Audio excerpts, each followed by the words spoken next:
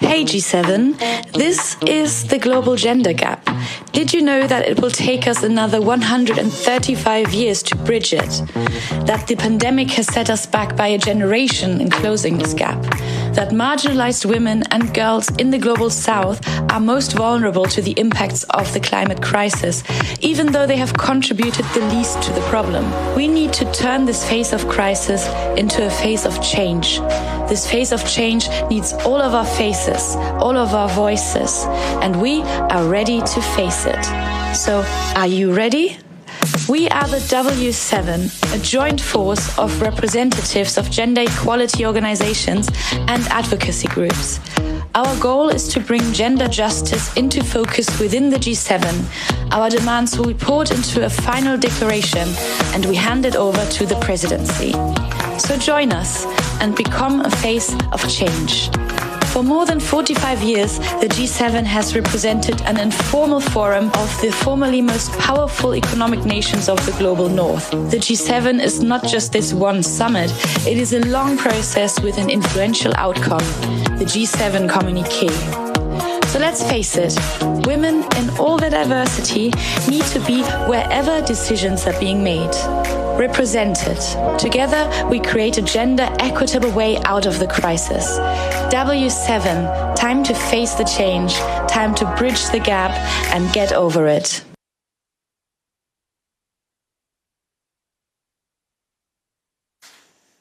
Indeed, it's time to deliver. So a very, very warm welcome from Berlin-Kreuzberg to all over the world.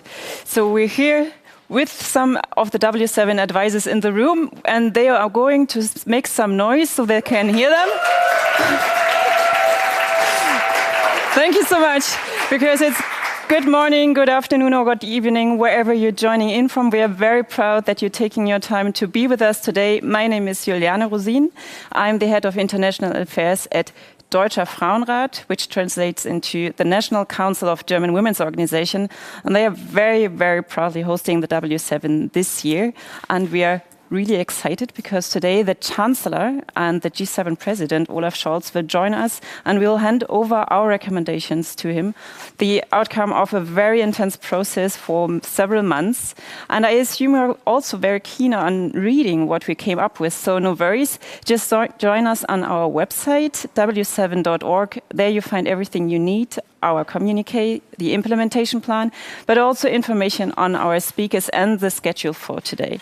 So, but this is not the only place you shall visit. Just engage with us on social media. You can find us on Instagram, LinkedIn, Facebook, and obviously Twitter, just at W7Official.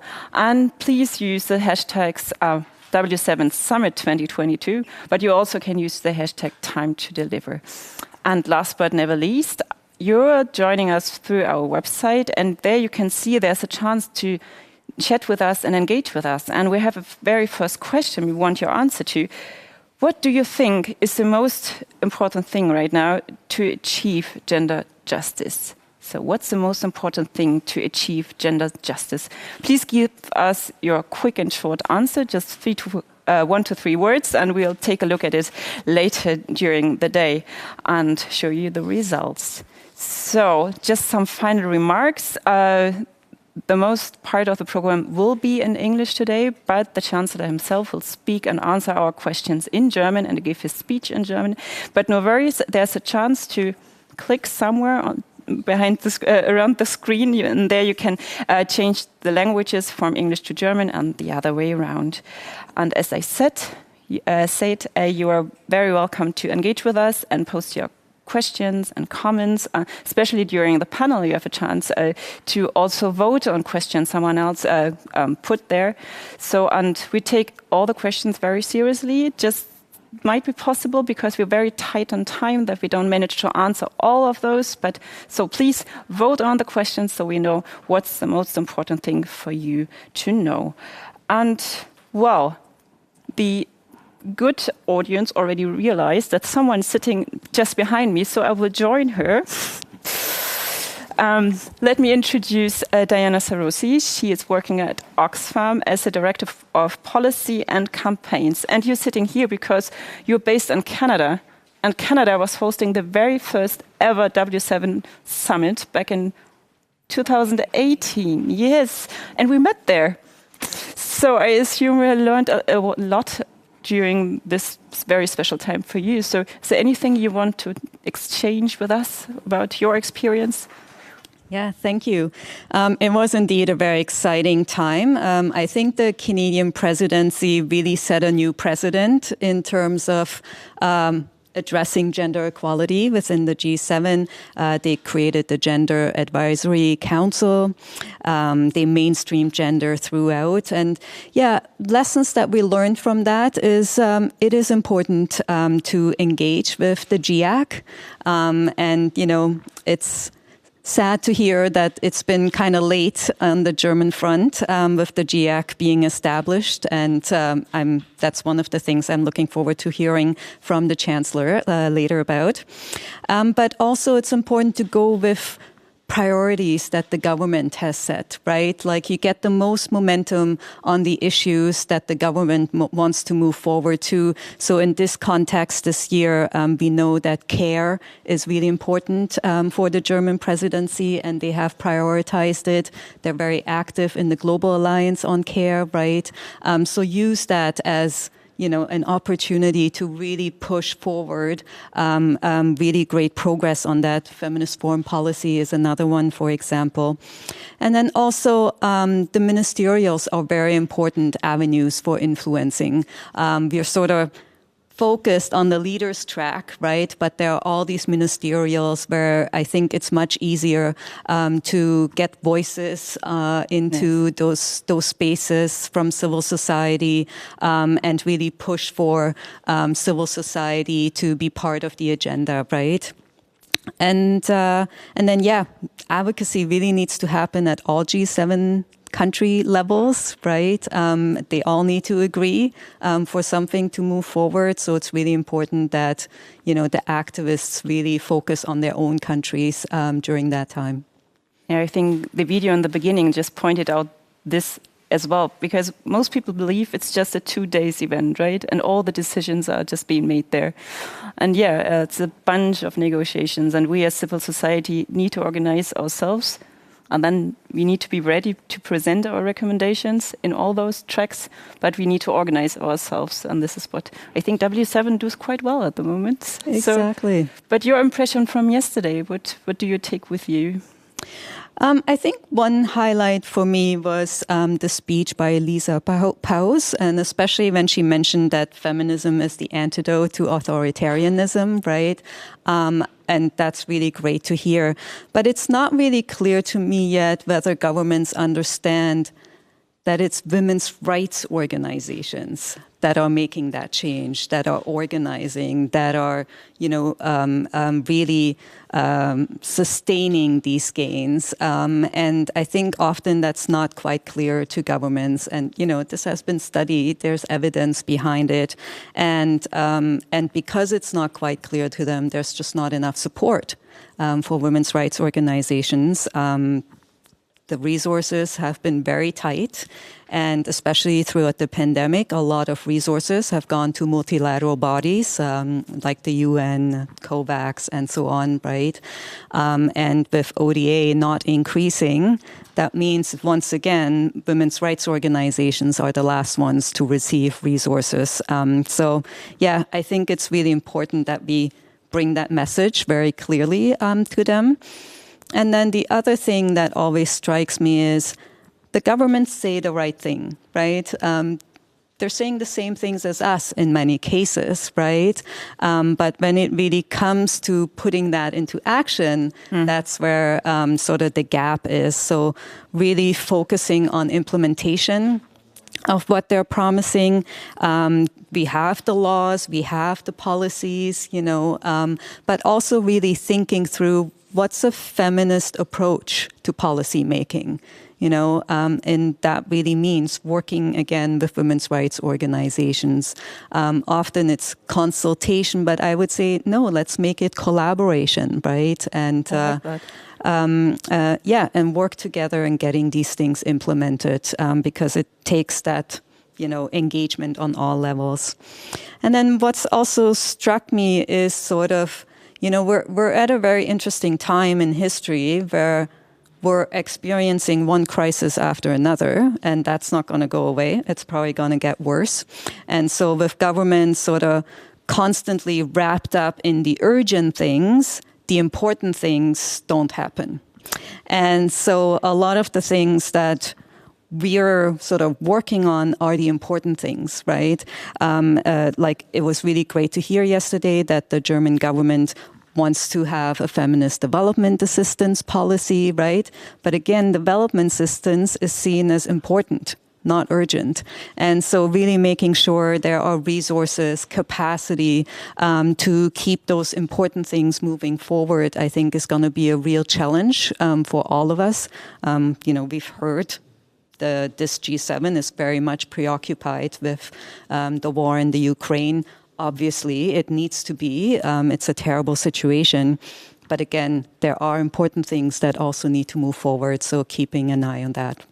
Yes, not just to add the cherry on top, but keeping the system alive. Exactly. I mean, using the term feminist development policy, feminist foreign policy, it's about transforming something to really change something, just starting with the roots.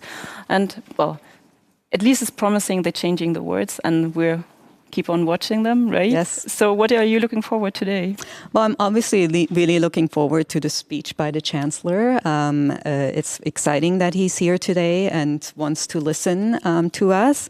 As I mentioned, I'm very keen to hear more about what he envisions for the GIAC. But then also, I'm always interested to hear, what are some of the challenges they're facing in moving forward progressive feminist policy. So hopefully in the questions we get some of that as well. We will definitely listen very carefully. And we start listening to the recommendations of the W7 once again, because we have our next panel, the third panel of the summit, just coming up. And it's about ending gender violence as a prerequisite for feminist foreign policy. It will be moderated by my dear colleague, Madita Stanke-Erdmann. But prior to that, here you have the voices of the W7. Thank you so much.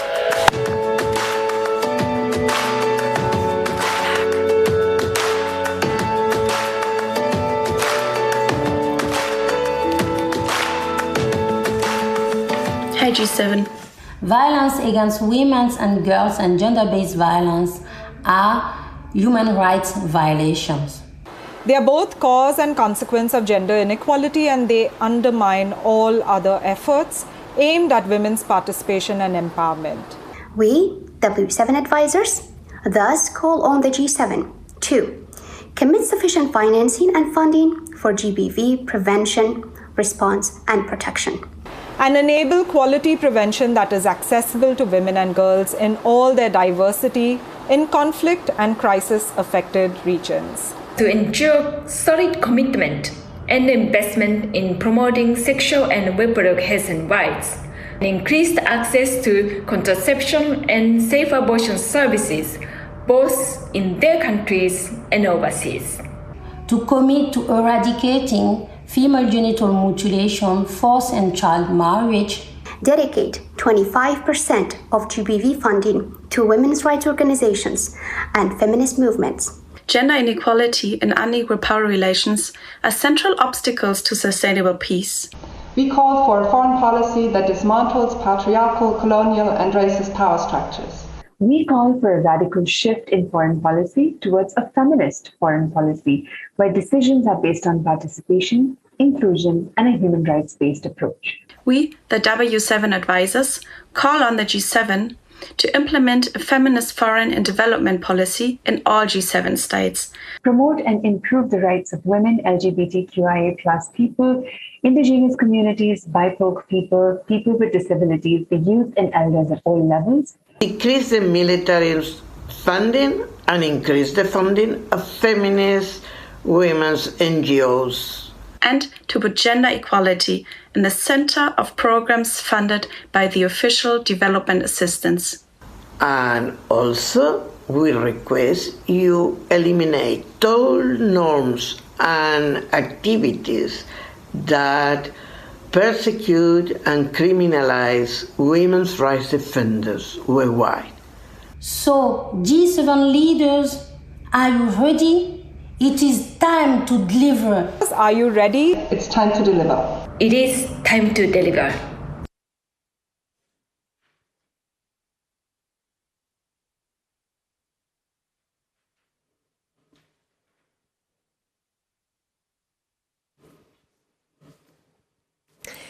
Thank you very much, Juliana, for handing over to us. I think these incredibly powerful messages from W7 activists present a fantastic start to the discussion today on the future of ending gender-based violence and putting a feminist foreign policy on the table. Before I introduce you, the distinguished panel, to our audience, just a quick reminder for our audience online that I have this lovely iPad here where you can send questions to if you have them, and we'll feed them into our discussion later on. And since we're running on a tight schedule, I hope that we will have the chance to talk as much and discuss as much as we can today about this really pressing issue. But before I introduce everyone, let's take a moment to think about why it is so crucial to have this debate today, here, and now. First of all, last week, the Netherlands announced plans to adopt a feminist foreign policy, joining a group of states that have already announced to adopt one. And without a doubt, this is a really exciting moment for the transnational feminist movement. And it gives hope to a more holistic practice of foreign and security policy that is human rights-based, that is inclusive and participatory. However, this news comes at a time of multiple and persisting crises, but also emerging global and intersecting crises. And we spoke about the gendered effects of the pandemic and the climate crisis yesterday already. And these link undoubtedly to the war in and against Ukraine, the global food and nutrition crisis, and the sovereign debt crisis in the so-called global south.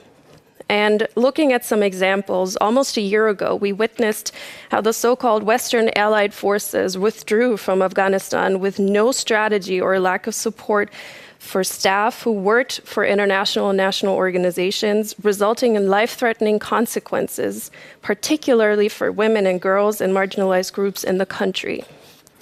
At the same time, what we're also witnessing is the strengthening of anti-rights and anti-gender and gender backlash movement with violent consequences for women, girls, and LGBTIQ all over the world, and this includes G7 states.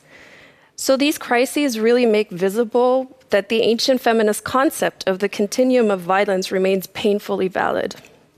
Gender-based violence is not only an issue in militarized conflict, where, for instance, rape is used systematically as a weapon of war. Violence permeates societies.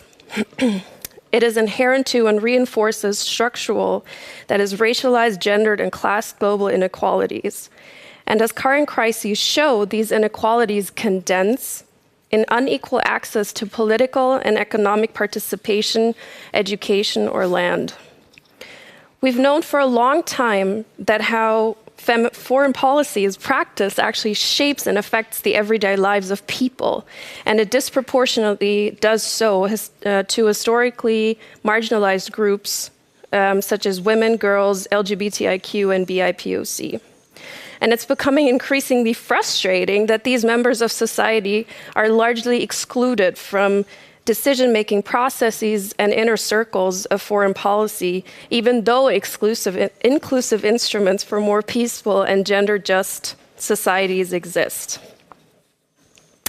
So this calls for many things. It calls for a change in foreign policy and in security policy. It calls on leaders to listen to civil society, activists, and women-led NGOs who have the knowledge and experience. And this is one of the reasons why the W7 network has gathered to formulate concrete demands to implement a feminist foreign policy and to push for measures that end gender-based violence. And this is why we're here today. So before we engage in the discussion, I'd like to introduce our panelists to the audience in the room and online.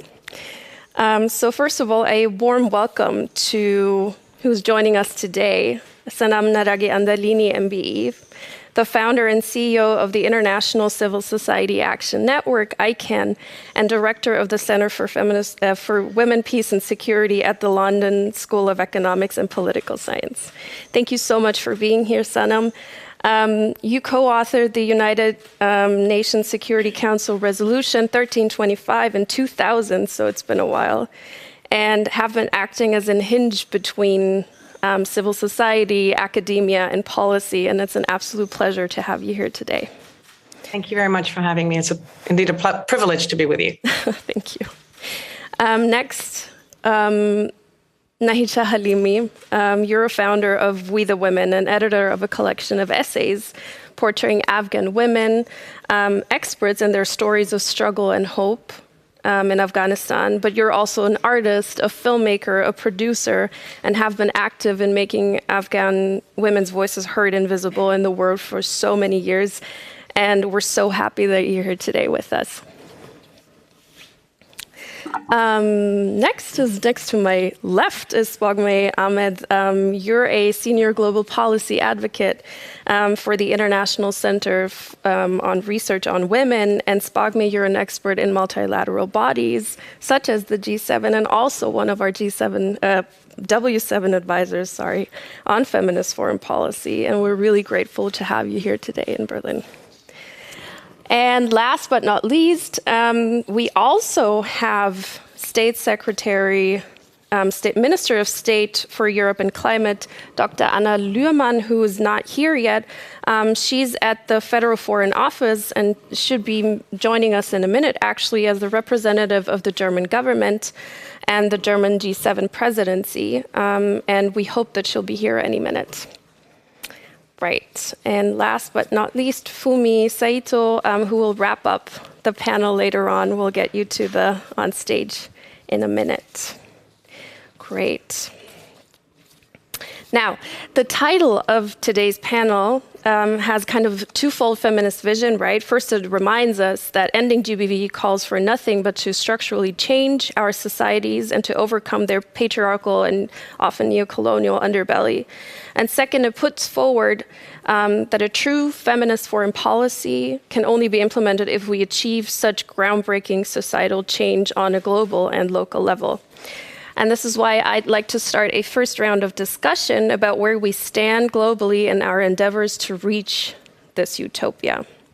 So Spogme, the W7 call for an implementation of a feminist foreign policy in all G7 states. And could you just give us a brief overview of what core principles a feminist foreign policy entail and how the W7 actually suggests that these can help address the multiple crises that we're facing? Sure. Thank you so much, Medita, for the question and the opportunity to be here with you all today. It's been such a rewarding process being part of the W7, and I'm so excited to get to join you all in Berlin. And to speak about one of my favorite topics, of feminist foreign policy. So I think you've laid it out really well in your opening as well. Feminist foreign policy is a comprehensive approach to foreign policy that prioritizes peace, gender equality, and environmental integrity. And it seeks to redress the wrongs of the past by charting forward a pathway that is more productive, iterative, and inclusive. It aims to disrupt oppressive systems and structures that are holding back progress by centering the human rights of women and girls. So on the core principles of feminist foreign policy, I'll name about 7 or so, but it's a non-exhaustive list, as I'm sure that many more will emerge throughout the course of this conversation and the rest of the agenda today. So first and foremost, feminist foreign policy should centralize a focus on rights, recognizing that women's rights are human rights and the need to be unapologetic in that stance. It should also be representative, inclusive, and responsible to stakeholders, meaning as states are developing a feminist foreign policy, they should prioritize consultation with feminist movements and civil society, including and particularly with indigenous and marginalized communities, which are often left out of traditional policy making. thirdly, embracing intersectionality, which I'm glad has been a theme throughout the W7 summit, as foundational to analysis and implementation, recognizing the differential power structures that exist and the effects that they have on women of various and overlapping identities.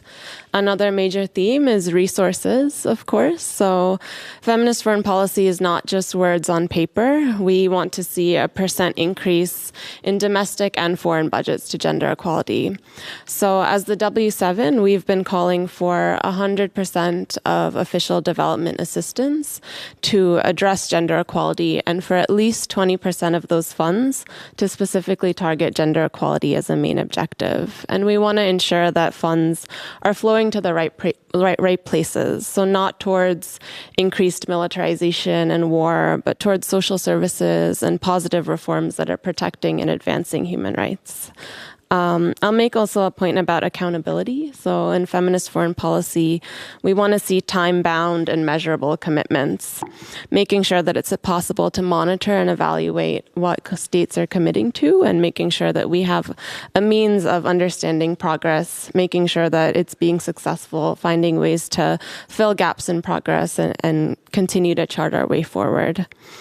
I'll also point out what ICRW and our partners call REACH, or comprehensiveness, which means that any principles that are taken up in foreign policy should also be taken up in domestic policy, and that feminist foreign policy is not just about one facet of foreign policy, but it should be mainstreamed and included throughout several thematic priorities. So that means aid, development assistance, trade, security, climate change, disaster response, health, finance, pursuing an all-inclusive rights-based approach to policymaking. And the last point I'll make is that feminist foreign policy should really be evolutionary and transformative, recognizing that process is really one of the most important parts. Feminist foreign policy is a strategy to ensure that we're always improving and correcting our wrongs and allowing ourselves the flexibility to remain productive and nimble. So all of these things should really help in addressing the multiple crises that the world is facing today, as feminist foreign policy urges countries, particularly those in the global north, to understand their positionality in the world and to recompense for past faults so that we don't make the same mistakes in the future. Great. Thank you so much, Bagme, for setting the stage once again. And we now have Minister of State Anna Luhrmann here with us. Thank you so much for coming. Hi. Oh, sorry for the delay. We had a cabinet meeting, so yeah. All good, all good. Thank you so much for coming. We're really delighted to have you. So we kind of started the first round of discussion. So if you don't mind, we'll just continue. Great. Sanam, the next question I would like to direct to you.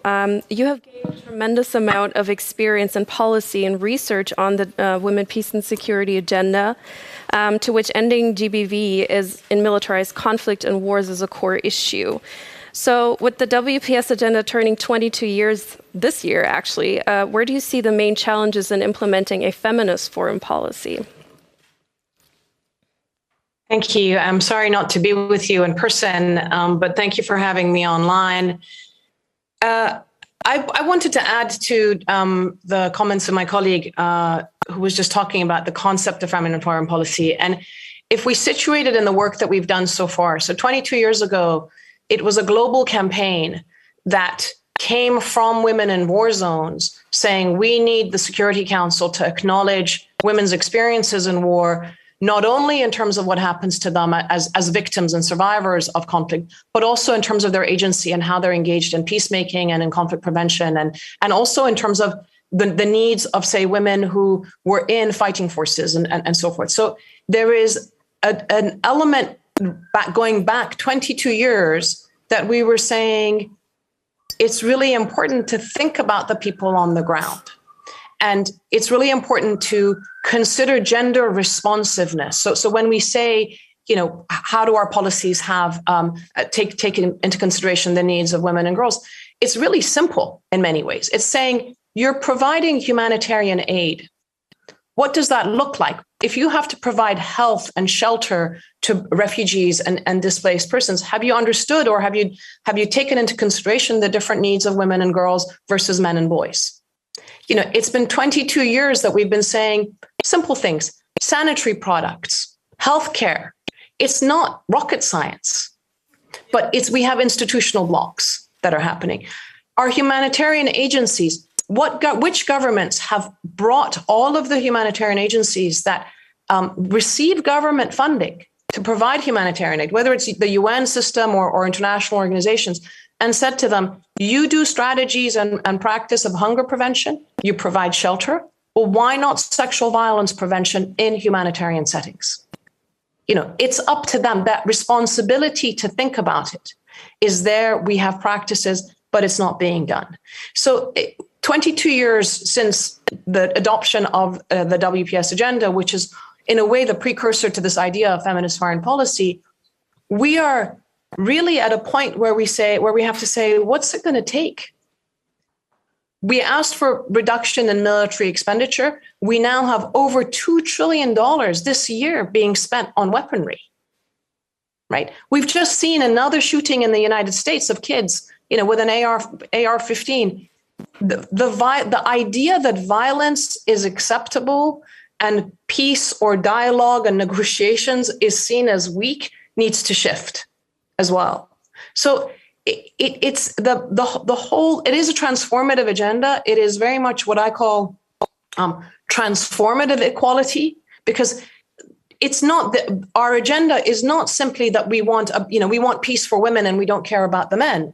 It's really saying we don't want our boys or our men to be going off to fight and be traumatized and maim and kill and so forth. It's really about putting violence as the very last option of everything, and hopefully not an option.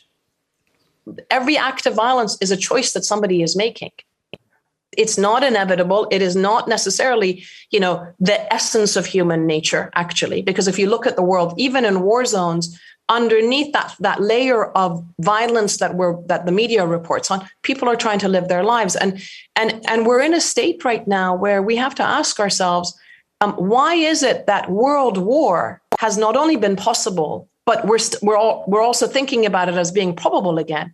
But the idea of world peace, which is what 99.99% of the world's population actually want and thrive in, and our businesses and our lives and so forth need, why is that perceived to be a naive in some sort of way? Why is that such, as you said, utopian? It shouldn't be utopian. That should be the norm. And it really comes down to this question of where are we spending our money? Why were we asleep at the wheel on what was going on between Russia and Ukraine from 2008 to 2014, so that now we have a war and now we're throwing so much money and weaponry and so forth at it? Where was the really intense diplomacy around that? And what's the next conflict that we should be preventing now? Because in the last 20 years that I've been in this work, over 25 years, our governments and our international system has been extraordinarily good at starting wars and being trigger happy. We have been extraordinarily bad at ending wars and fostering peace and preventing wars.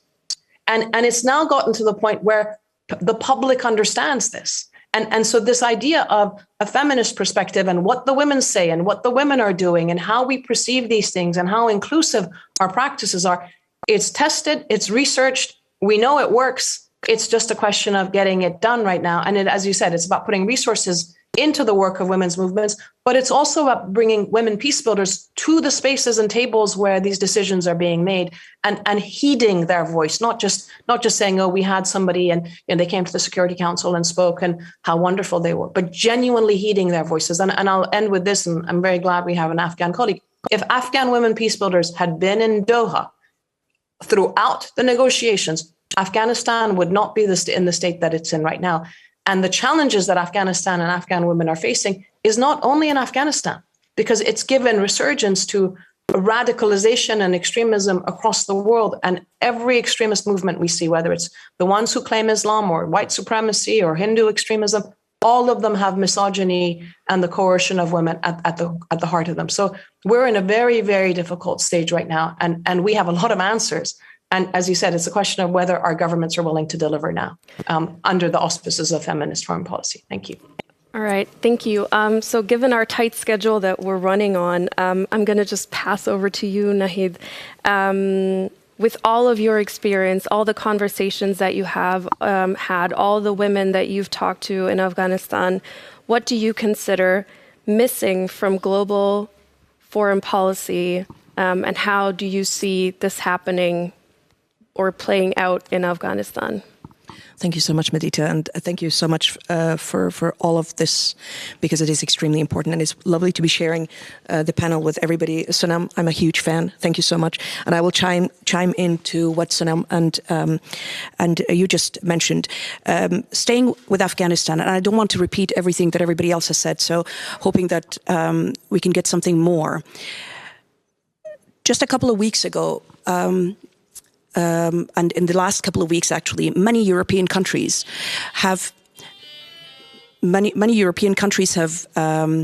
diverted the budget from the WPS and UN Women projects completely and fully from many projects that exist around the world, diverting it to the Ukrainian crisis, which is extremely important. And believe me, as an Afghan, we empathize every single day. We bleed still every single day. When it comes to Afghanistan, I can tell you this much, that we have made many wrong strategic tours, or rather, there was no strategy, as you mentioned. Nevertheless, we're still making those mistakes. So the fact that we are normalizing the Taliban by engaging with them, within all delegations, all male delegations, that has nothing to do with the extremism that is going on there. Yes, they're doing horrible things. Over 24 decrees. Horrible abuses against human rights, women's rights have been happening since 15th of August till now. But women's movement and the Afghan women's movement have been, as Sonam just mentioned, they have been extremely active and have been the strongest force against the Taliban since the beginning.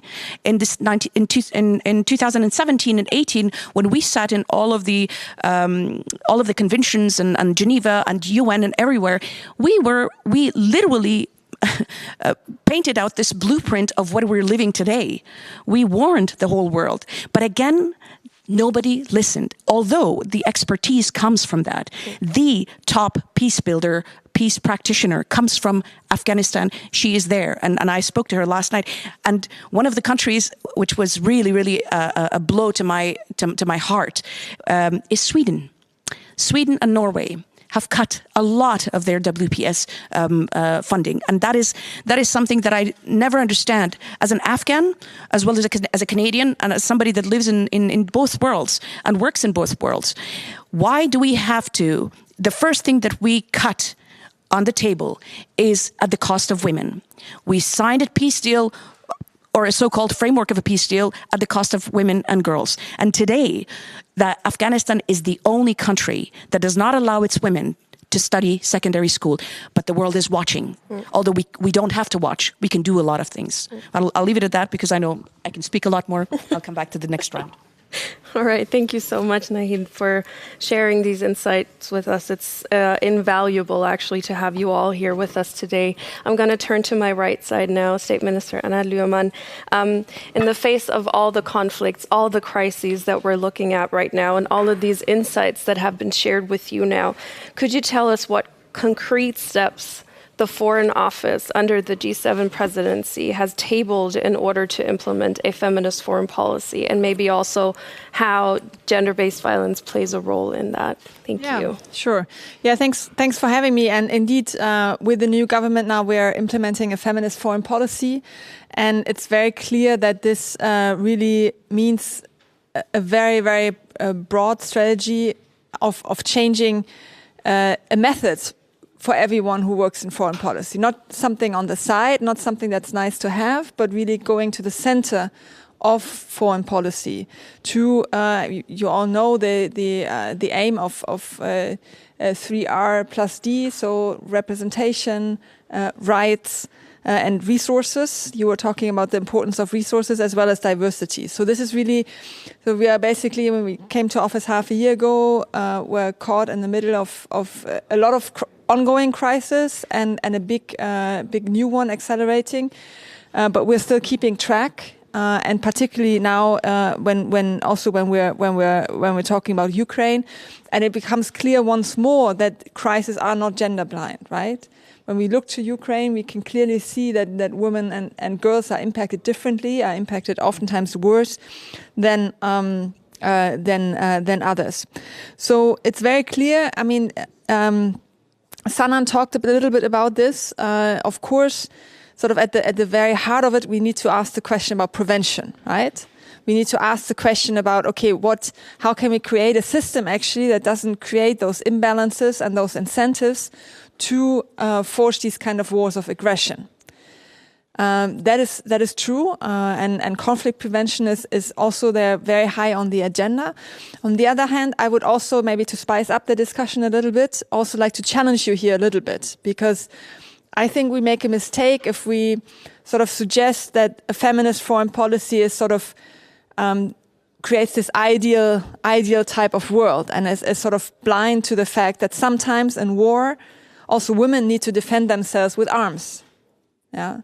And we have a lot of Ukrainian women now coming to us asking for arms, asking for us to support them in their right to defend themselves. And many very brave women also fighting in Ukraine. So I think it's sort of we shouldn't be blind to that part of foreign policy as well, and that can also be actually part of a feminist foreign policy. Also, not to turn a blind eye here.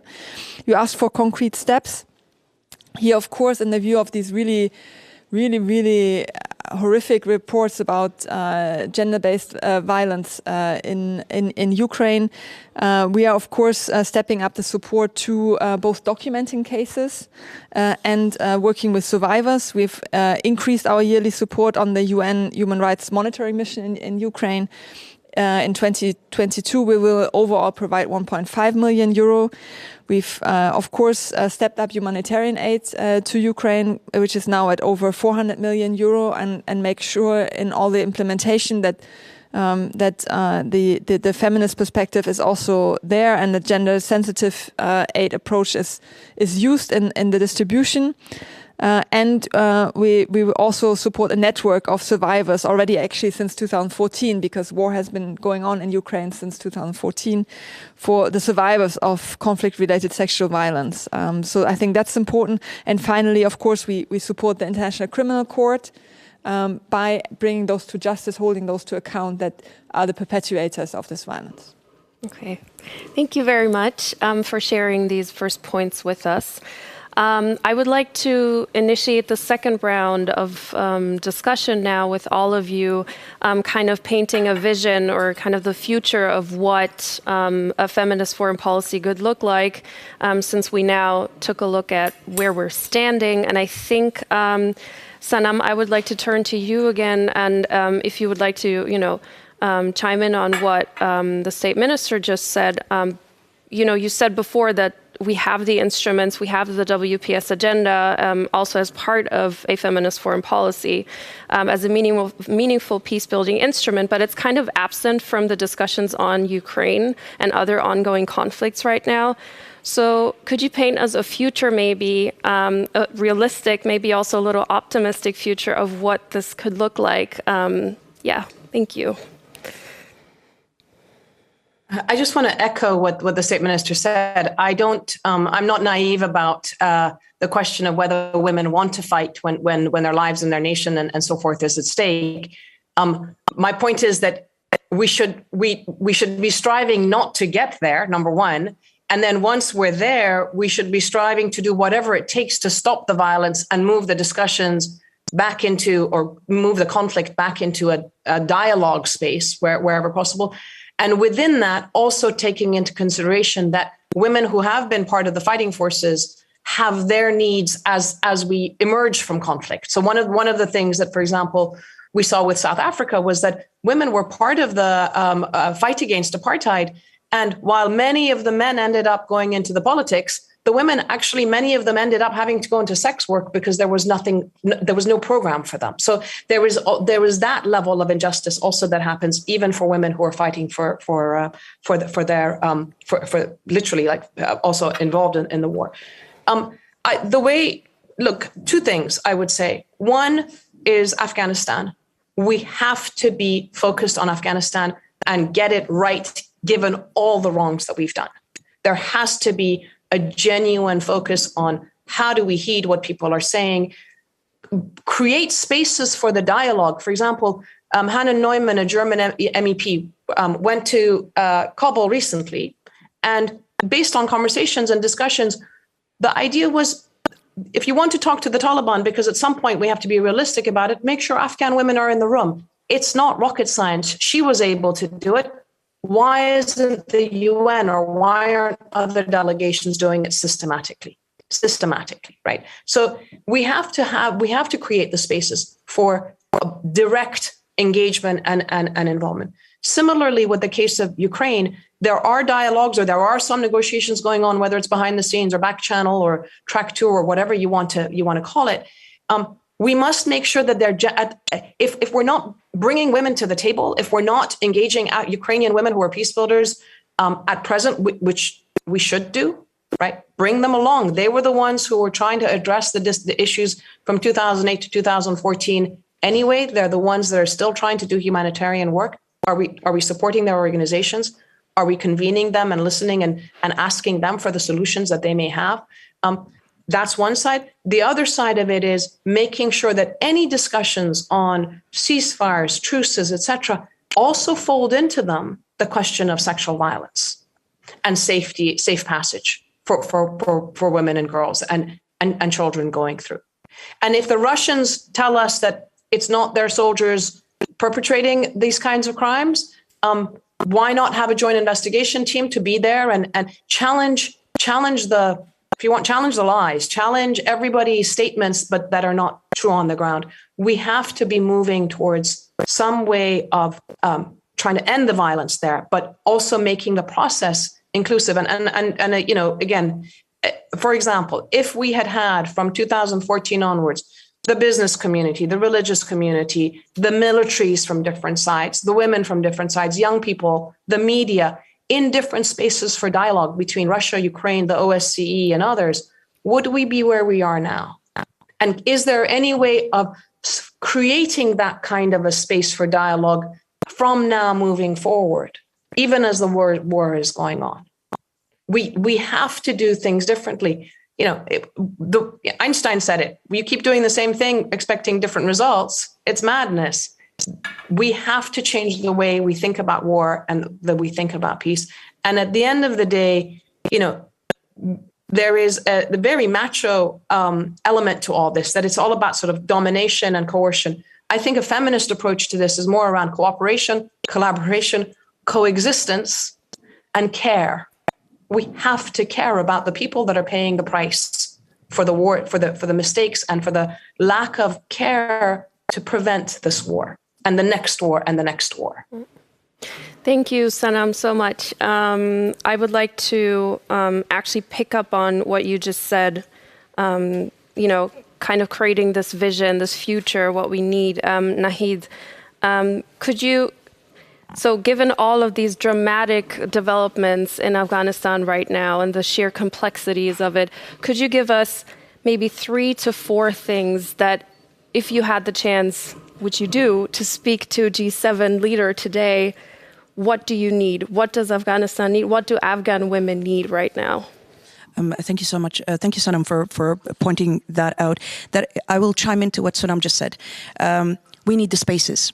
There are too many people speaking about us, and we have the expertise. We have highly qualified Afghan female experts that go to the UNs and go to the G7 advisory boards and advise them. They advise NATO, they advise everybody, EU. I just came from Brussels for 2 days of sitting down with Thomas Nicholson and Stella, and we were doing work. We were working. We were not just talking somewhere. We were working and analyzing. And that is what we need. There was, and I, with all due respect, I say this, on 9th of March in Germany, in Berlin, there was a humanitarian session about Afghanistan. Not one single Afghan was present. That is shameless. That's shameful. We have, that is saying that we absolutely have no respect for the qualifications of these women. We have hundreds of them. I wrote about 13 of them that just came out. these 13 plus me, we have over 15 languages. Altogether, with the amount of years of experience, if you put them all together, it is over 150 years of experience on the field. We speak languages, we have master's degrees, doctorate degrees, but it's never enough. And that is what is so frustrating, to say that that table, fine, they didn't give it to us during the peace process, fine, but why aren't you, when you talk about solidarity with Afghan women, then what is your solidarity? Walk the talk, please. And that is not happening. That's not happening enough. In Germany, it's really horrible. In the States, it's a little bit better, but it is getting there. But we are sick and tired of lobbying 9 months, and 2 years of education is gone. So imagine, within the next year and a half, if we do not have, and we won't have, a 12-year girls that are going to be graduating from the 12th grade in the state universities, we will not have one single university student, female student, in Afghanistan.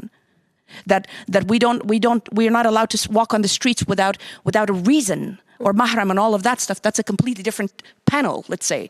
But that is the first and foremost, really a must, that the G7 leaders have to stay committed to what they have said. And I go back to what you said, accountability. We have to hold these leaders also accountable. You know, it's great to say that, so many millions and trillions of dollars went to Afghanistan. With all due respect, most of it came back through your own contractors. So there are details that we forget. And I go back to what you said before about Ukraine. Yes, Germany is doing an incredible amount of work for Ukraine, and it should. The world is doing as well. But with all due respect, there are Afghans, Syrians, Iraqis, sub-Saharan countries that have been waiting here, not allowed to go to work, not allowed to go to school, not allowed. This is selective humanitarianism, with all due respect. And there's no two way about it. We have to stop and say and basically put a scale and make these checkpoints, and to say that if I'm not blue-eyed, and we have had those words from the media, shame on all of us if we sit here in 2022 and select who gets to do what, and who gets to get food, and who gets to get humanitarian aid. We have plenty of Afghans within Germany, within all of these platforms, but nobody gives them the space. Give them the space. This process belongs to them. If you want to help Afghanistan, work with them. They can do their own work. Just give them the spaces. And that would be, I think, I won't even go to the 3-4. That is the first one that I would ask for. Right. Yeah.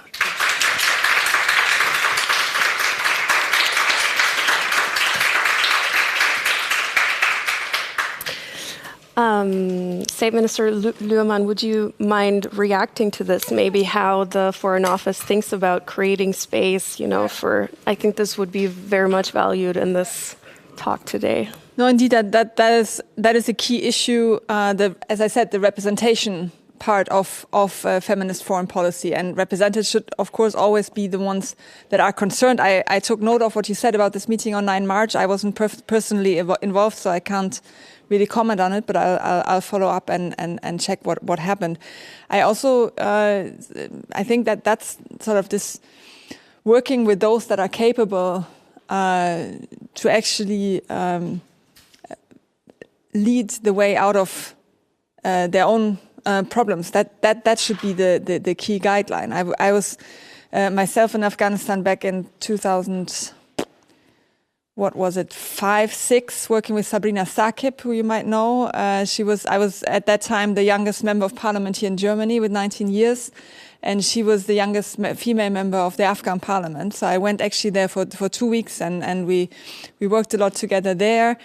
And I did another workshop with all these wonderful women in the Afghan parliament. And then she came to Germany to, first of all, address also a lot of politicians in Germany about the situation, about what is needed. So giving space, represent their own representation, instead of me telling everyone what I saw with my eyes in Afghanistan. She came here and went also to my party colleagues and all that. And yeah, but so I totally hear what you're saying, and also with the perception of double standards, I can assure you that we've really done a lot at the EU level to make sure, for example, that in the current regulations for migrants coming from Ukraine, that they're not only those included with a Ukrainian passport, but also others and all that. But you know how difficult the discussions about migration policies at EU level are. So this is really a tricky issue. And also, if I may add here, what else we're doing now in this G7 context, we've really also made sure that now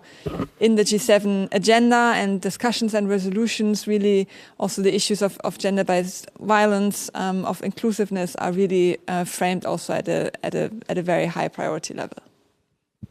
Right, thank you for jumping in here and for going into conversation with each other. I think this is much appreciated, and I hope this can foster more meaningful dialogue, actually. I think this would be much appreciated.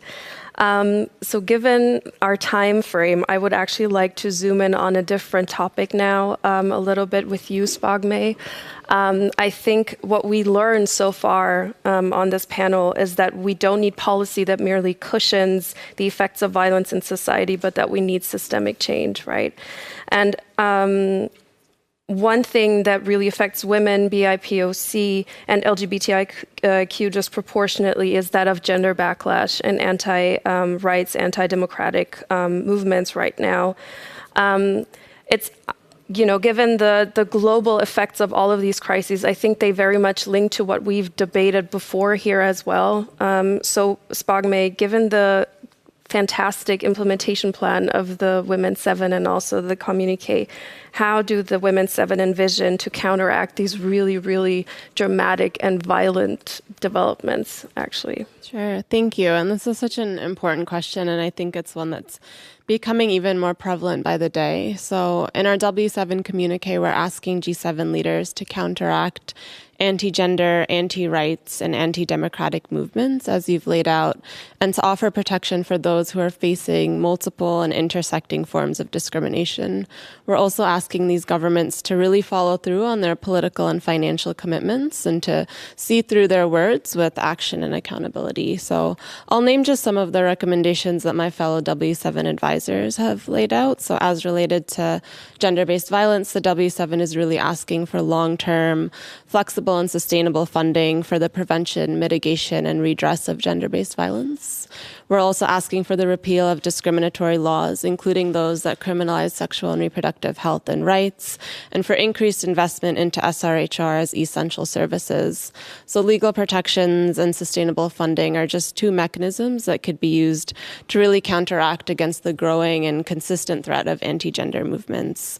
I think it's also important to recognize, particularly in this COVID-19 era, that these threats also exist online, and we should advocate for protection of human rights defenders in online spaces as well.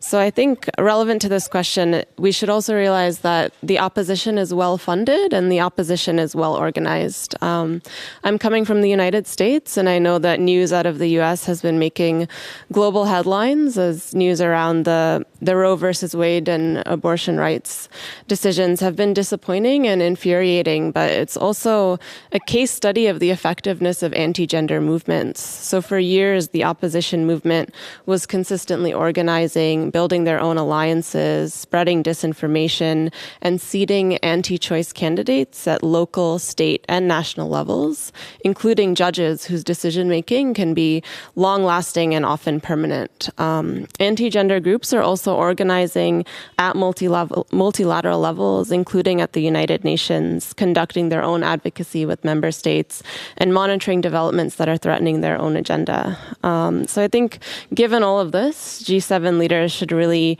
reaffirm their commitments to gender equality and human rights by protecting against these voices. If countries are committed to a feminist foreign policy, like a few G7 countries are, then this needs to be top priorities. And I think just a couple steps to do this are, first, repeal discriminatory laws, including those that permit violence and harassment. Second, implement legislation protecting women human rights defenders. Third, ensure that all policies and programming are gender transformative. Fourth, invest in long-term and sustainable funding for feminist movements. Fifth, continue to conduct research on opposition groups so that we really understand where these movements are coming from, what's going on. And lastly, as my colleagues prioritized in their remarks, to really support feminist civil society and alliances. So given all of these developments, I hope that those are some tangible steps that G7 countries can make to really defend against anti-gender movements worldwide.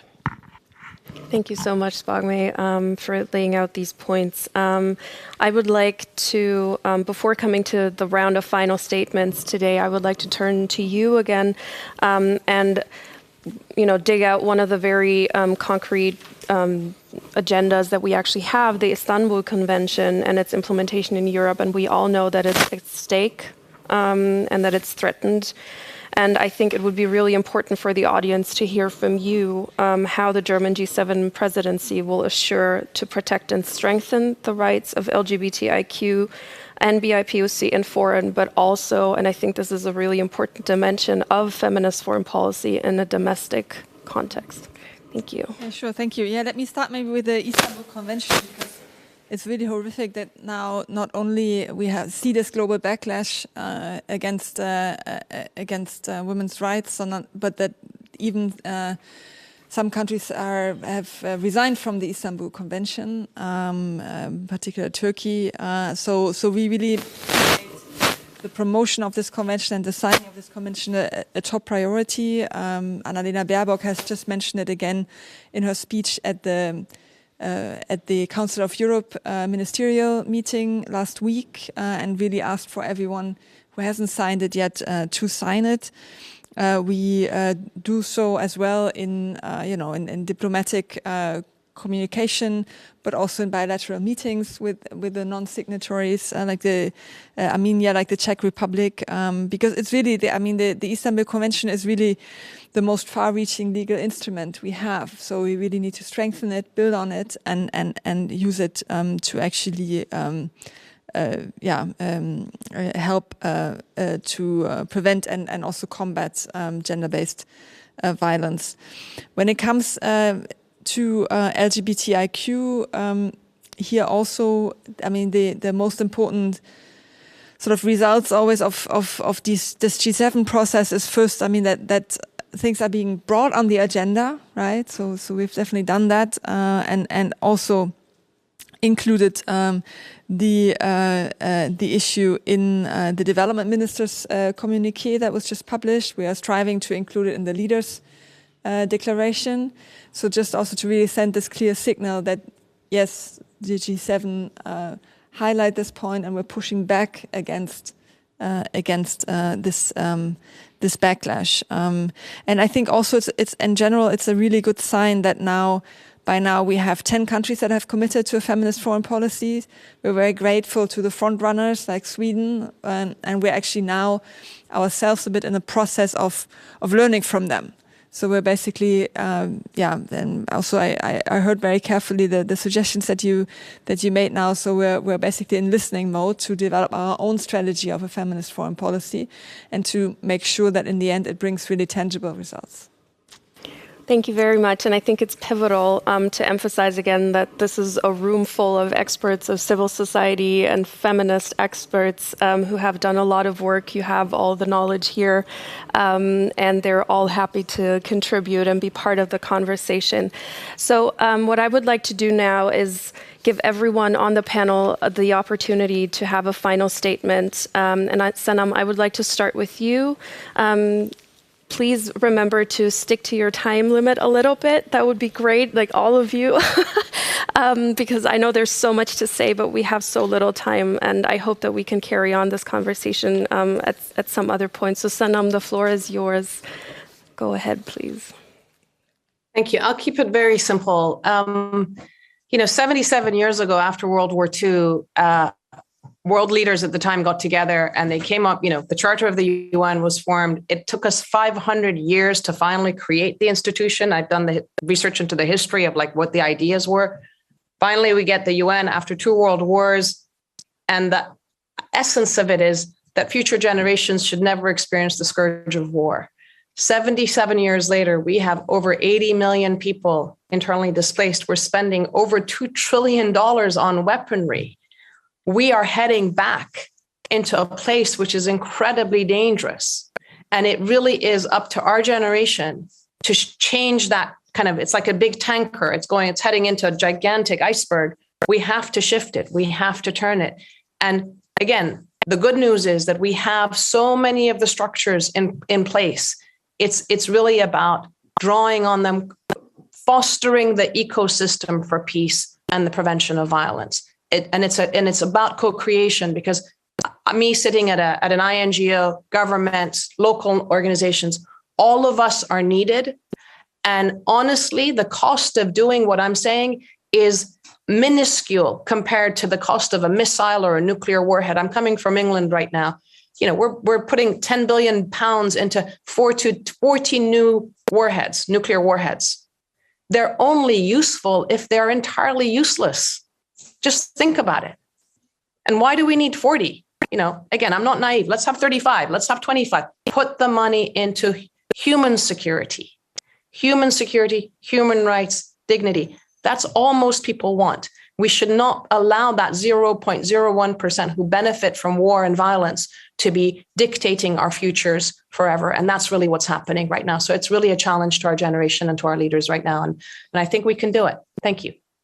Thank you. Spagme, over to you. Thanks. I'll just reiterate a point that Sana made earlier. But when we're looking at conflicts in Afghanistan, in Ukraine, all these protracted conflicts around the world, I think it's important to really use the feminist foreign policy framework to understand why it is that we got here in the first place.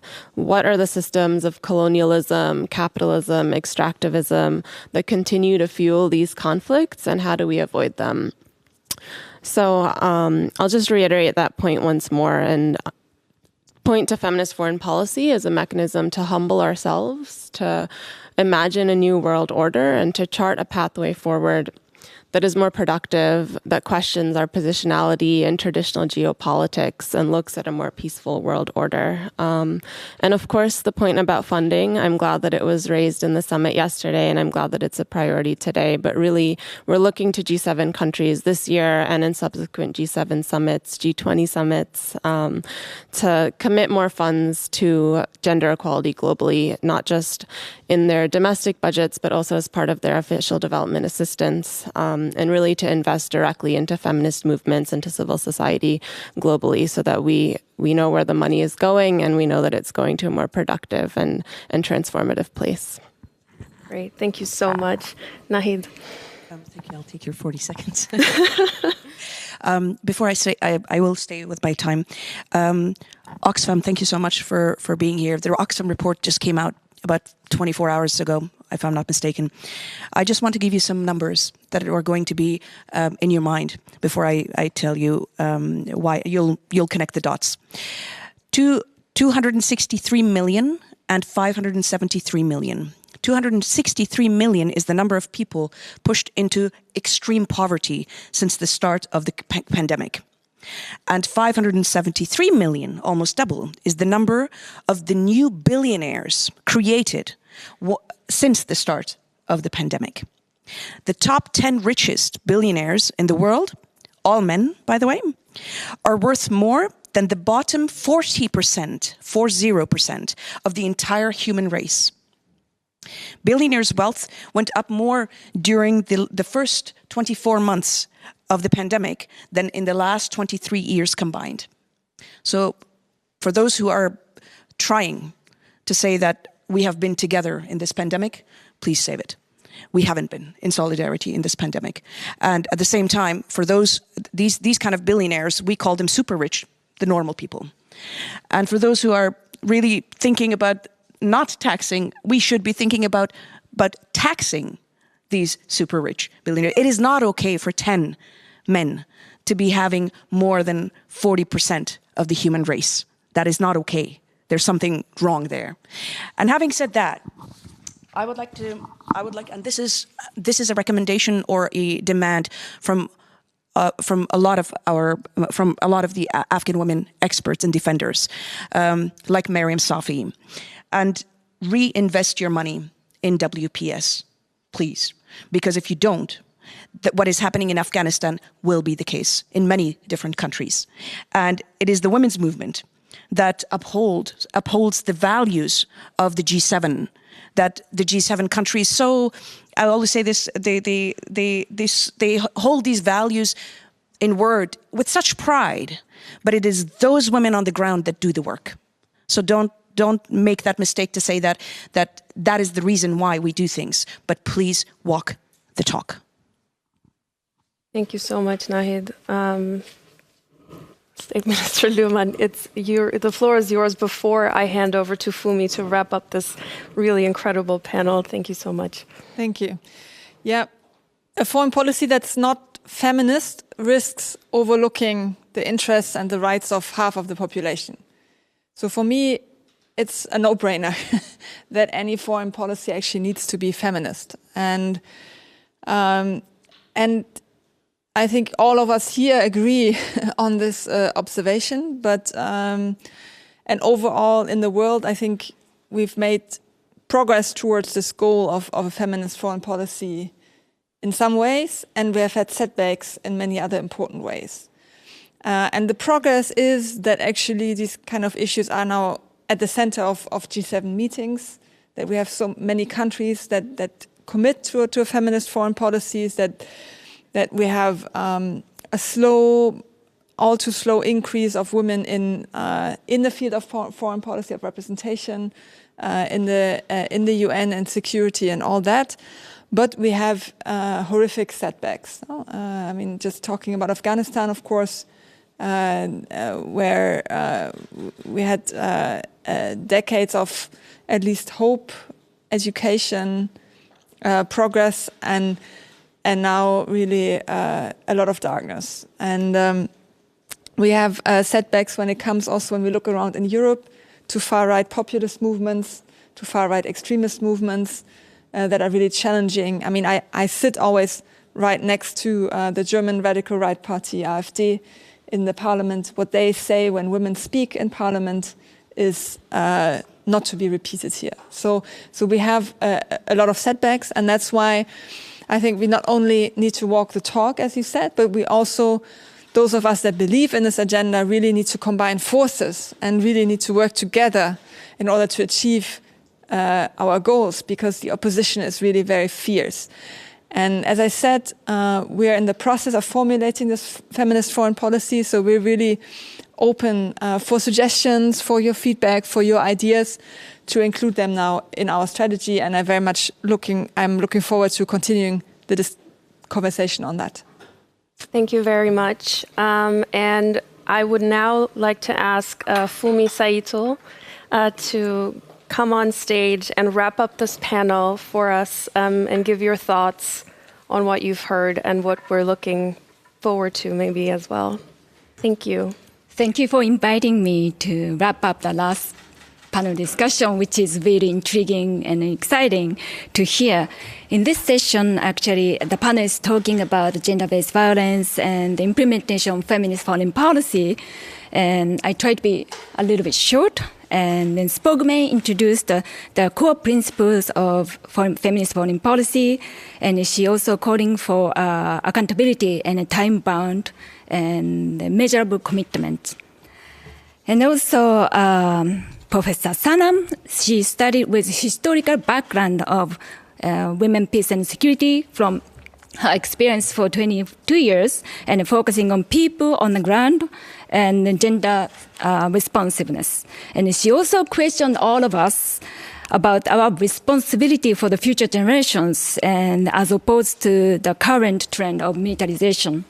And Nahid talked about the diversion of the money from women, peace and security and UN women and pointed out the situation of Afghan and Afghanistan women and girls, which is left behind from the current discussion. She also called on G7 leaders to create a space for Afghan women to lead the peace processes and intervention of Afghan. The minister emphasized to commit assistance to Ukraine to be gender responsive and gender justice and survivor centers. And she also promised to follow up to respond to the Nahid. And also, Minister explained German commitment to Istanbul Convention. So I have to mention about the Istanbul Convention. Istanbul Convention, as the minister said, sets a holistic approach of the gender-based violence. And but so the Istanbul Convention is a convention of the Council of the Europe, but actually it doesn't prohibit other countries outside of Europe to join the convention.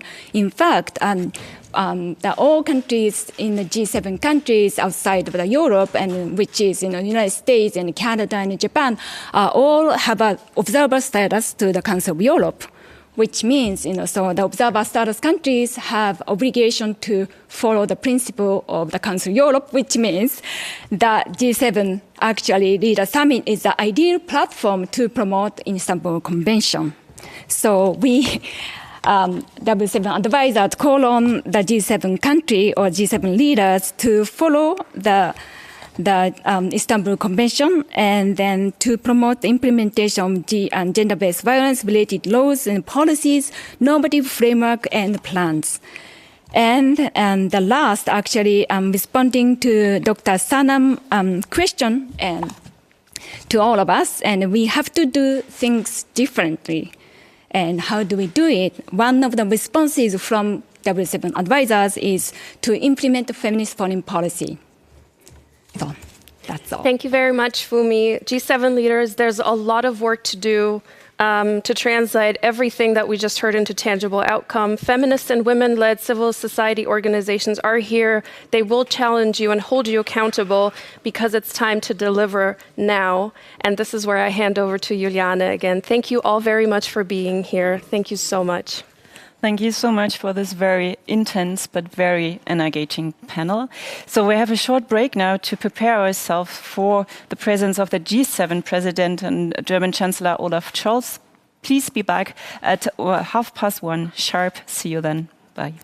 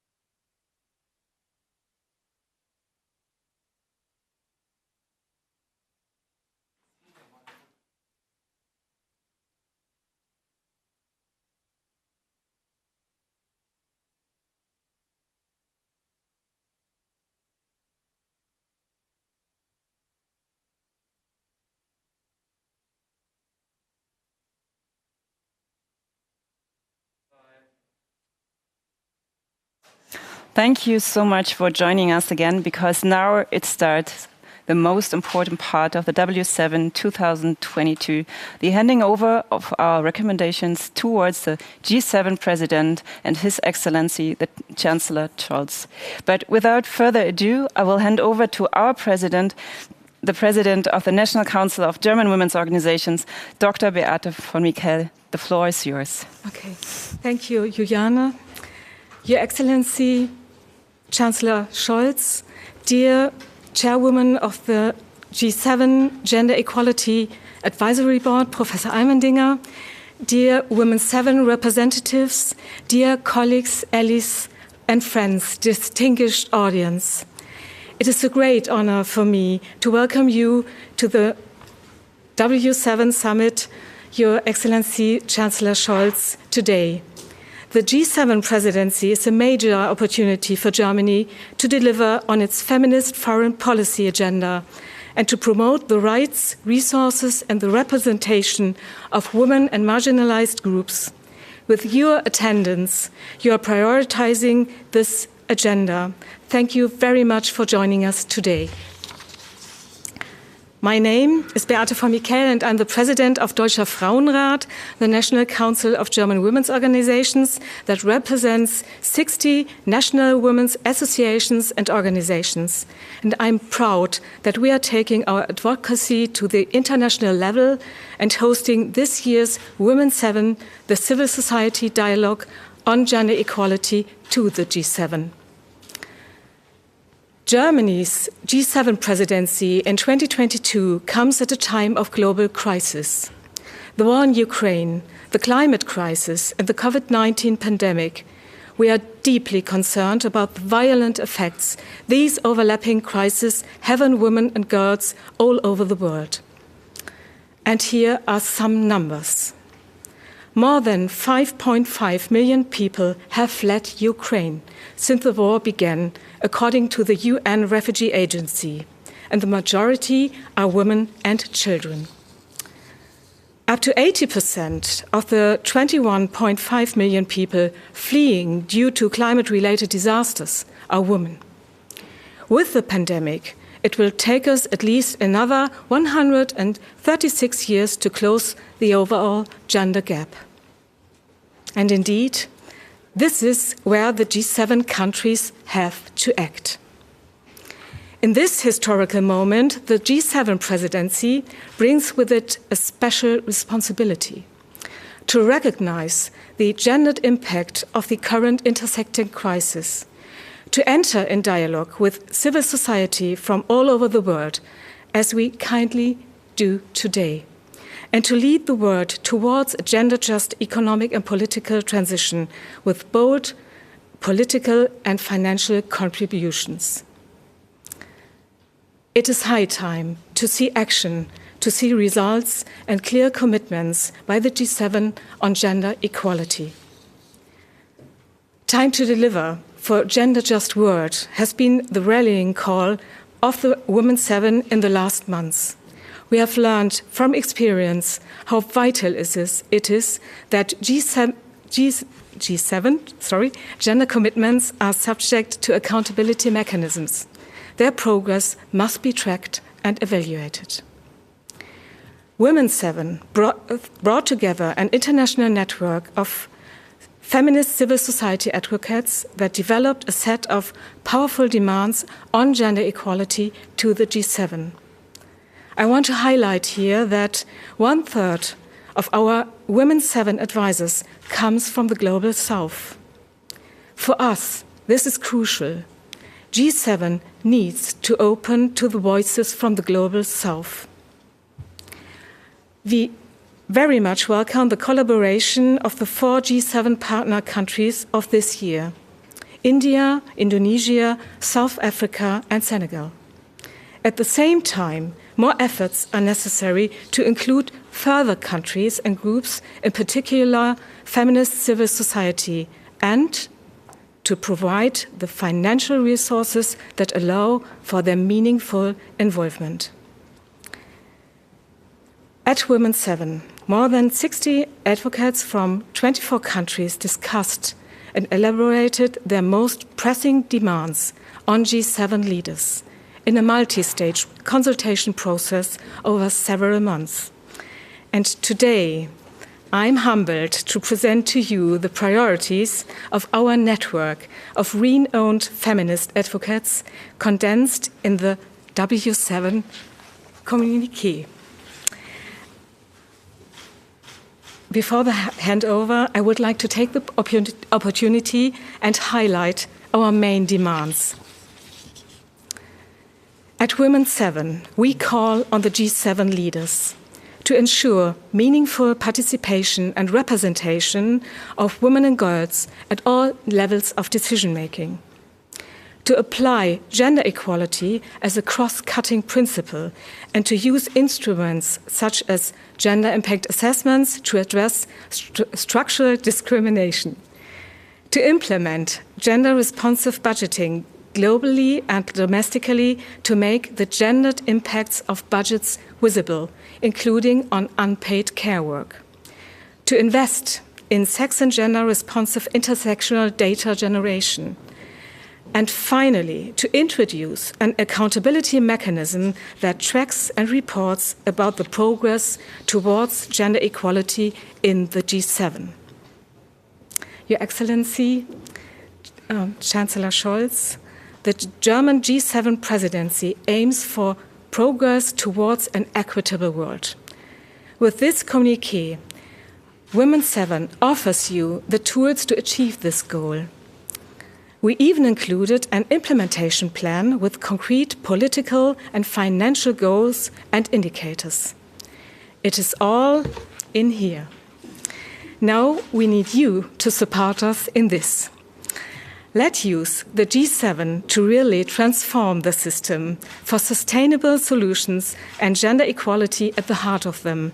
It is time to deliver on a gender-just future.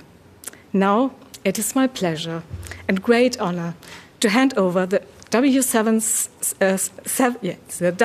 communiqué to you as G7 President.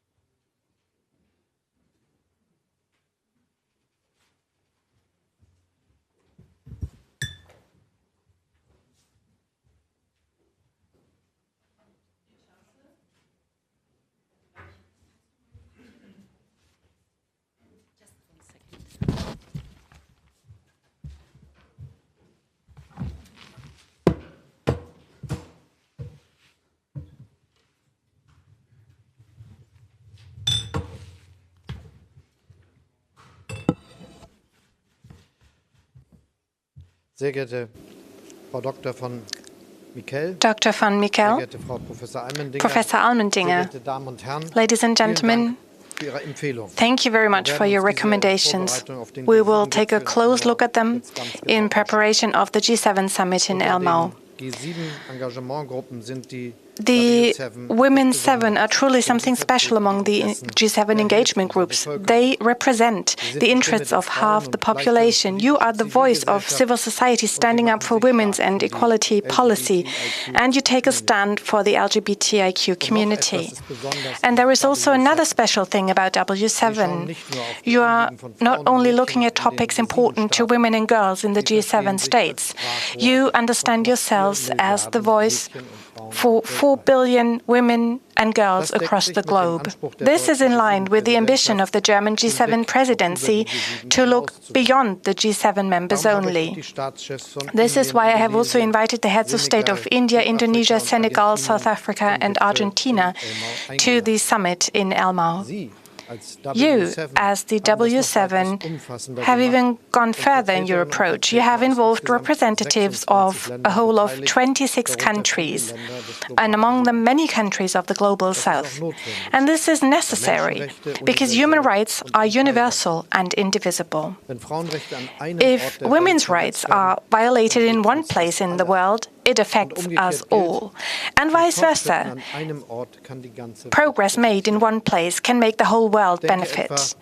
I'm thinking, for example, of the exemplary fight of women's rights activists in Latin America fighting against domestic violence.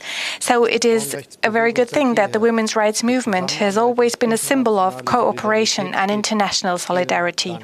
Thank you very much for your engagement. In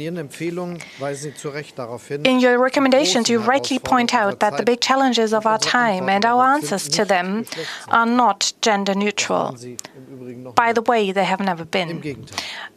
On the contrary, what's often described as gender neutral usually means nothing else but by male standards. It starts with the history of humankind that for a long time has mainly been researched and documented by men. It continues with medicines largely approved and tested along male standard values, construction provisions that are mainly guided by male needs, safety in cars tested with male dummies. And it has far-reaching consequences for the labor market as well, where men are often better paid than their female colleagues for the same job. And these are only a few examples. There are countless more from culture, science and academia, business, or the digital world of algorithms. Information and data about female needs and women are less often collected, analyzed, and factored in accordingly. The author, Caroline Criado Perez, established the assumption that women in our world were basically invisible. This is quite a sobering and also a frightening observation in the 21st century. The perspective of women needs to be factored in all fields of life in equal terms. This is why I support the call for more involvement that is found all over the W7 communique from the bottom of my heart. And I'm aware of the fact that politics as well needs to catch up on many things. The fact that in Germany we have a 50-50 cabinet of men and women for the first time now should not even be a headline in 2022. It should go without saying. It should be a normal thing. 50% of humanity must hold 50% of power. And a strong involvement of women on all decision-making levels, especially in executive positions, is needed. The G7 in particular need to live up to that standard. After all, we understand ourselves as a community of democratic values, and the principle of equality is one, if not the essential pillar of any democracy. So gender equality also must be the goal of any democrat. We are clearly lagging behind in this field in Germany, but in many other countries as well. This is why I have always been a proponent of a gender quota. In Germany, we have enshrined this in a law on promoting women in leadership positions, amongst other things, and we have largely expanded that law a year ago. By 2025, we want to reach parity in leadership positions in the public service. We will take a close look at whether we will get closer to our goal of reaching equality between men and women in this decade. What is important is to detect shortcomings, and we will add a new tool as G7 to help us detect such shortcomings. I'm talking about a monitoring mechanism here that will be used to strictly monitor our own progress in terms of equality as the G7, and it goes back to a recommendation of the Gender Equality Advisory Council of the last year that you are also highlighting in your recommendations. Much still needs to be done, and we've seen this in these 2 years of the COVID pandemic that hit women substantially harder than men. Surveys show that women have shouldered the lion's share caring for children while schools and daycare institutions had been closed, and the pre-existing gender care gap has exacerbated during the crisis. As the German government, we want to take more targeted action, for example, by wage compensation for people taking taking time off to care for relatives in need of care. It is about better recognizing unpaid care work and show real appreciation and respect. We will improve working conditions for unpaid care work that is often shouldered by women. It is a question of respect. And of course, this task does not end in the wealthy G7 countries. In many developing countries, it is especially women and girls who do a lot of unpaid care work at home in caring for others and childcare, and that goes to the detriment of the economic empowerment of women. So the topic also played an important role on the agenda of G7 ministers for development who met last week. Together, we want to strengthen the nursing care sector in partner countries, for example, by the Global Alliance for Care. The pandemic has also reinforced misogynistic trends in all our countries. As sad as it is, for women, the most dangerous place often is their own home. And for me, that means that the state needs to better protect those affected. Their rights need to be at the heart of our measures. In Germany, we will expand the support system of counseling, women's shelters and other protected spaces. But actually, we need to start much earlier to prevent violence against women. I'm thinking of what we see on the internet and in social media on a daily basis. Again and again, women are becoming the target of sexualized forms of hate and incitement. So we want to make sure that the Istanbul Convention is implemented in the digital sphere as well. A coordinating body that is to implement this convention is intended to start their work at the end of the year. We want to create a German-wide legal framework for protecting every woman and her children from violence. If we speak about violence against women these days, our thoughts are, of course, with the women and girls in Ukraine. Once again, we have to witness that women are particularly affected in wars and conflicts. I'm thinking of those who become victims of sexual violence, as had been the case in Bucha and other places where Russian troops raged. I'm thinking of those whose partners are fighting in the trenches or have fallen. I'm thinking of the millions of women who had to flee to the EU with their children and their parents and basically start from scratch here. For me, it is absolutely natural that we do everything we can to welcome them here and offer them good prospects. At the same time, war crimes, especially against women, must not go unpunished. As G7 states, we support the legal examination and prosecution of such crimes and see how we can improve accountability for human rights violations, including sexual and gender-based violence. We are working relentlessly for the implementation of the agenda Women, Peace and Security. We have long known that women are needed for lasting and inclusive peace processes. There are many other topics that you have set on the G7 agenda as the W7 that are worthwhile talking about. For example, climate change. Especially the climate movement is and has always been marked by women. And we might talk about this in our discussion later on. But let me share one thought to wrap up, because it is very important to me. The women's rights activist Marie-Elisabeth Lüders once said about the state of equality, if you don't continue fighting, you might lose what you've already achieved. In the US, women have to fear that the Supreme Court might reopen a 50-year-old groundbreaking case on abortion rights and might reverse it. So it was important for me that we in Germany have finally deleted paragraph 219A of the Criminal Code.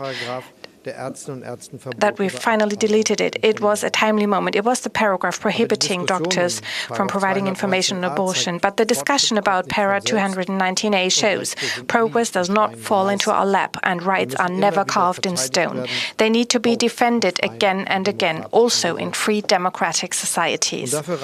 And it is not enough to only prevent regresses. We need forces for progress, progressive forces, pooled also in the W7. Thank you very much for your great commitment for the work that you're doing. Thank you so much.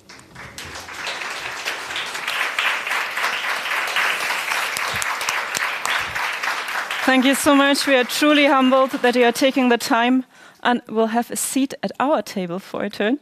So thank you so much. We prepared a couple of questions, but before we start with this, I will obviously introduce our panel to you, because I just realized we have 3 people representing our 64 advisors, but coming from 6 countries in these 3 people. So what you'll learn later on.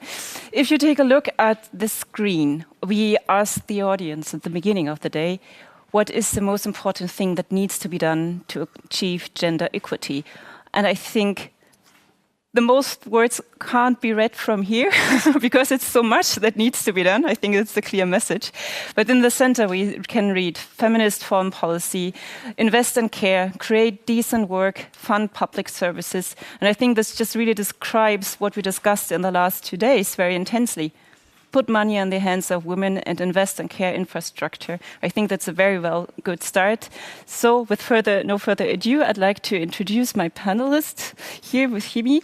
And sitting right next to me, it's Marie-Claire Capotier. She is both from France and from Côte d'Ivoire, I'm sorry.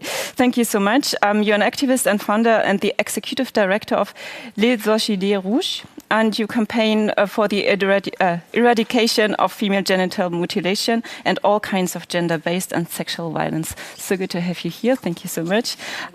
And sitting next to her is our W7 advisor, Sini Maria Heikkilä from Finland, now living in the UK. And you're a senior advocacy advisor at the Sherry Blair Foundation for Women in the UK, and as I said, originally from Finland. She leads the implementation of the foundation's advocacy work to promote women's entrepreneurship and economic empowerment. Thank you for being here. And last but never least, our advisor, Shervan Hussein from Iraq. She is a gender specialist who primarily focused on gender-based violence prevention and related topics at large humanitarian organizations in Iraq, and now works in the Norwegian Church Aid. So as I said, 6 countries, 3 people, I think that's a good thing. So Marie-Claire, I think we just start directly. We have 2 rounds of questions prepared for you. So we have the first 3 questions, and then I would like you to answer those. Okay? So Marie-Claire. Thank you. Chancellor Scholz, I'm very honored to ask you the following question. Some G7 countries have already adopted or intend to adopt a feminist foreign policy. This means a radical shift in foreign policy, and now which is in view with the war in Ukraine, an even bigger challenge. How do you, as G7 president, intend to promote this radical shift in foreign policy toward a feminist foreign policy with concrete actions? Thank you. Sini, would you just follow up? Thank you very much. And Your Excellency, welcome to the Women 7 Summit. Thank you, Juliana, for the warm introductions.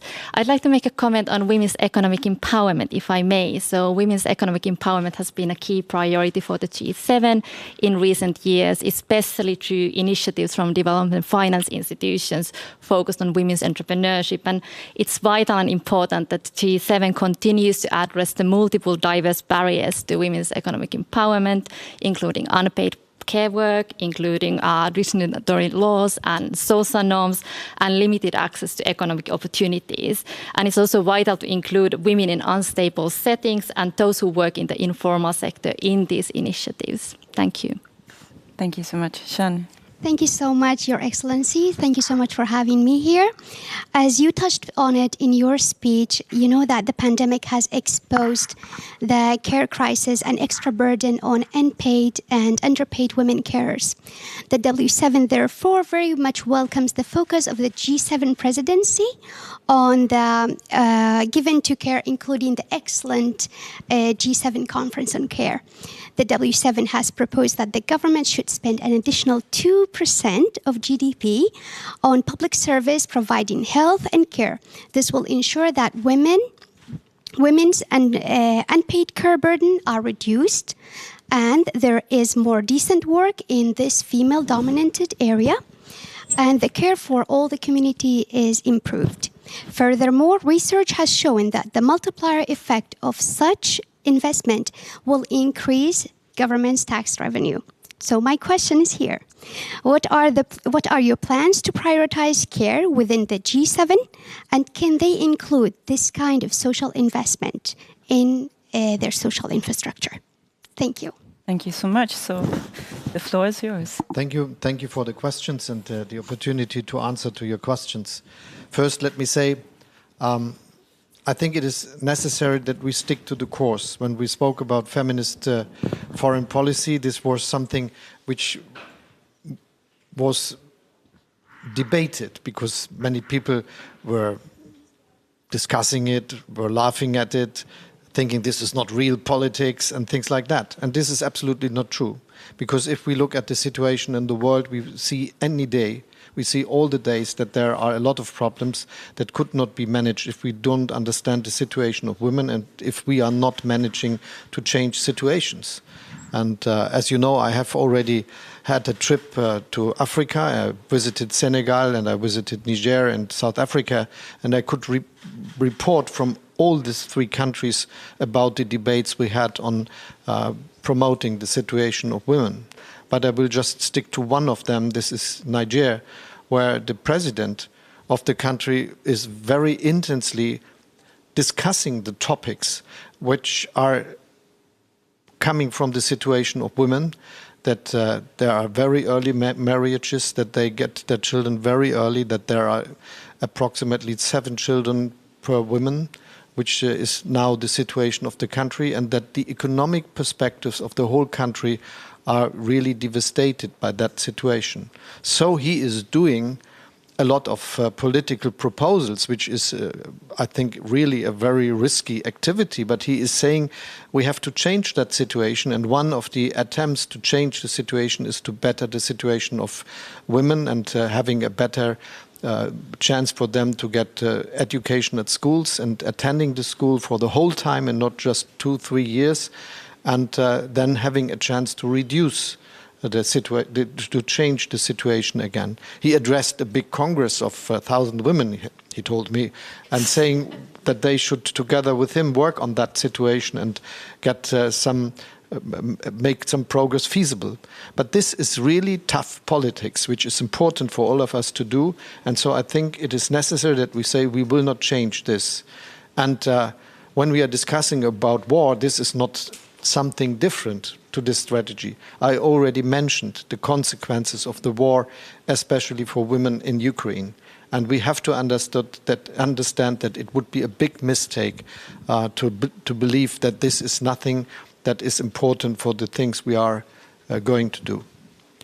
I think it is necessary that we discuss about jobs and how they are paid, that we discuss about equality of paying for women and men. And there is still a big task to do. I often said in Germany, when I started with politics in my 20s, I thought that this would be something that could be solved in 10 years. And now I'm 63, and it is not solved. Yes, there had been a lot of progress, but we are far away from solving the situation. So now in my 60s, I say it should be the 10 years and we should be successful now with a lot of very strict regulation that we could implement in our country to get there. Seeing that other countries are better than we are, but also seeing that there are also a lot of countries that are not far away from a solution of this problem. So we need legislation and we need an understanding that this is of essence for a political success, that we make this progress feasible and that we have fair payments and a fair and safe environment for the regulation of women workers. And in the question of what we can do with care, I do agree. It's also about paying. We have to admit this. One of the reasons for having not enough qualified people working in the care business is that they are not paid well. this will have to do, obviously, a lot with the situation that most of the people working there are women. And if we change that situation, it's also a perspective to get more people into the job, but also developing better circumstances for the activities of women doing these jobs if they are employed, but also for their economic and professional perspectives they have in many other sectors, because solving the childcare questions and solving the care questions is good for women and men and their perspectives in our society. And so this is a very important task for politics of the 21st century. Thank you. Thank you so much. It's very good to know it's only 10 more years. So, Marie-Claire, I know you have a second question. Yes. So... Not 10 more years, up to the end of this decade. Mrs. Albendinger, it's all quick. My second question is the following.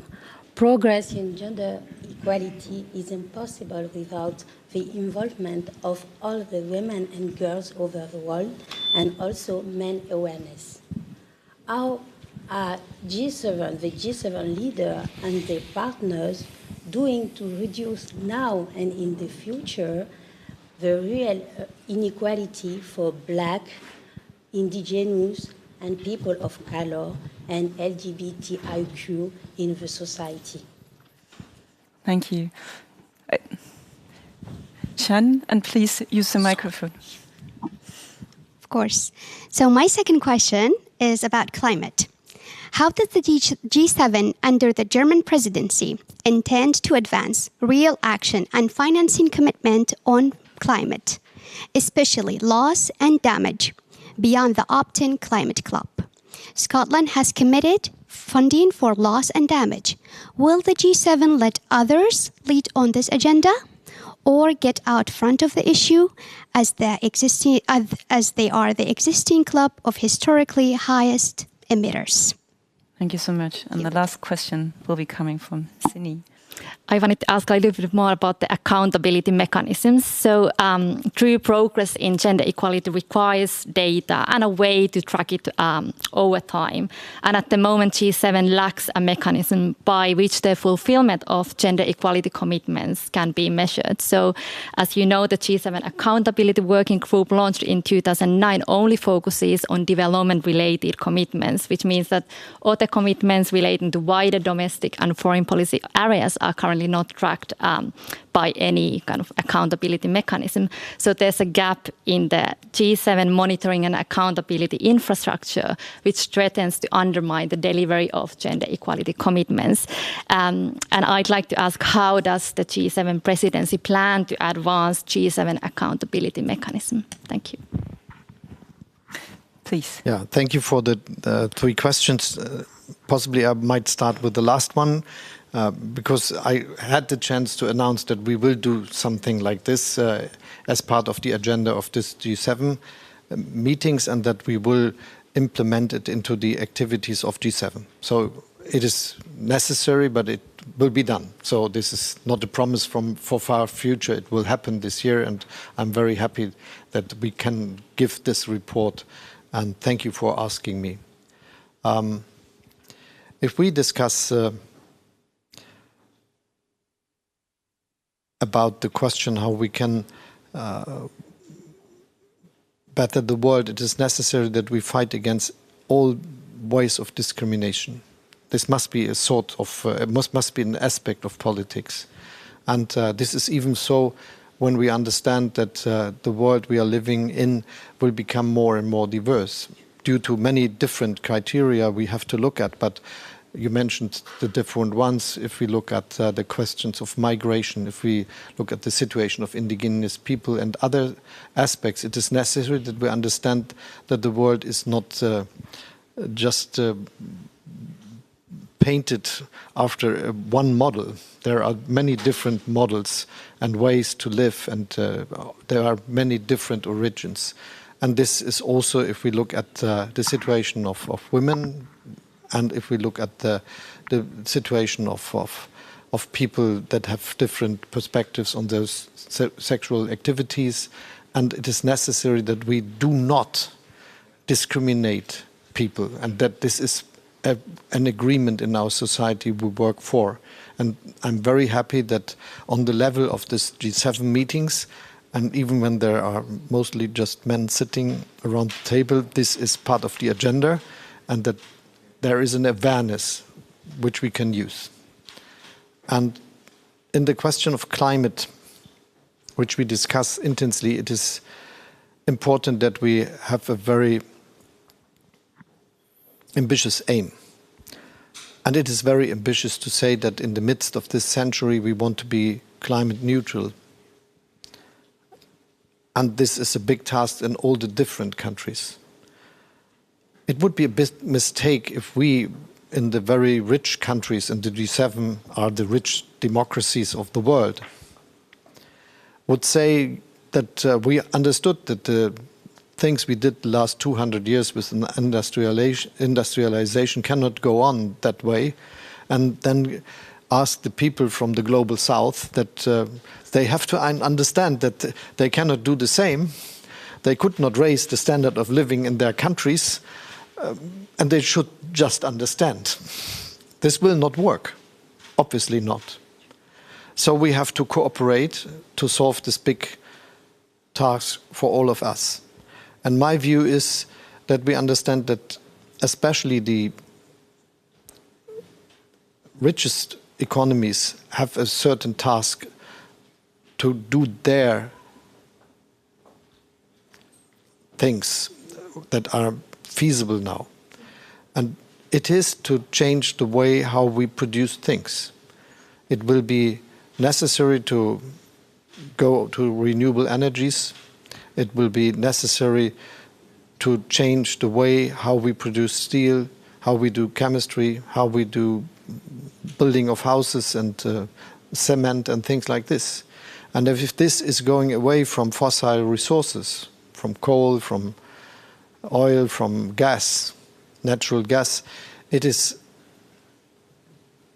a break in the way of the industrial model we have that had the last 200 years.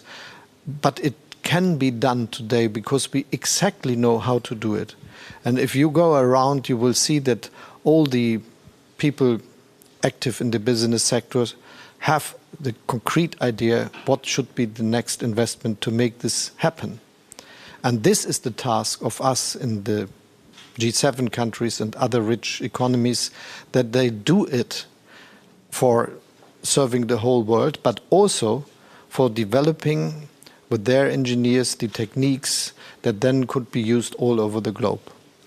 And for doing these activities, for doing these investments, we need a way of cooperation. And this is what I understand with the idea of a climate club, a global and open climate club.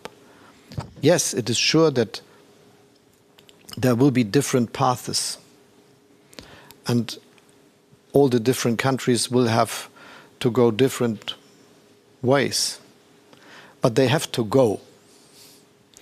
And if we just find a way how we compare each other and understand that we are all on the right track, it could be a way to avoid what might come out of the situation also, that all countries are deciding on their necessary activities, that they impose some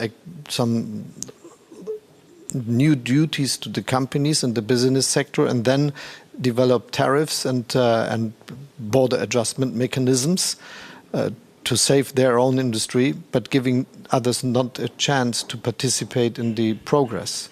And if we do it with a climate club which is open, we can manage that the different perspectives could be put together.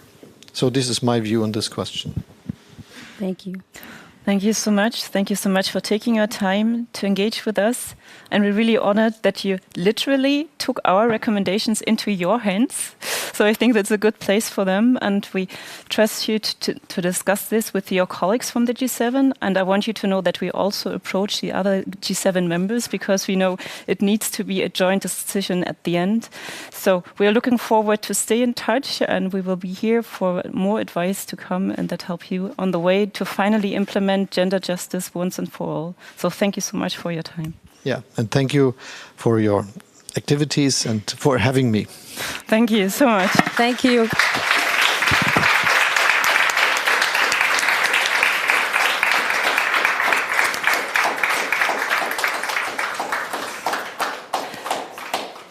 Thank you. So we will be back in about 15 minutes, so please stay put. Thank you.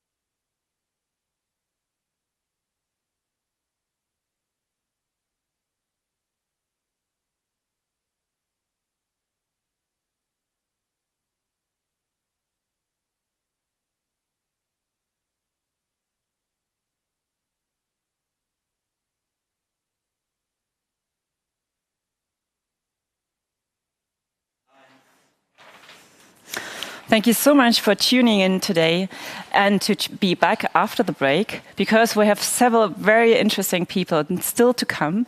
And the next one is someone you might know already, because she's a very motivated and very energetic feminist, and we are very happy to have her.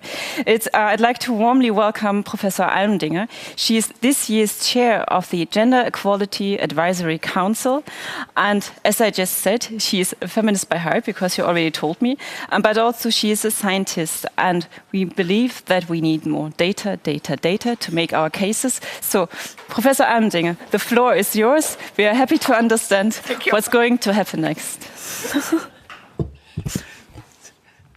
Thank you very, very much for this kind introduction, dear women of W7, and now they are only cameramen, but we are very much integrating men as well.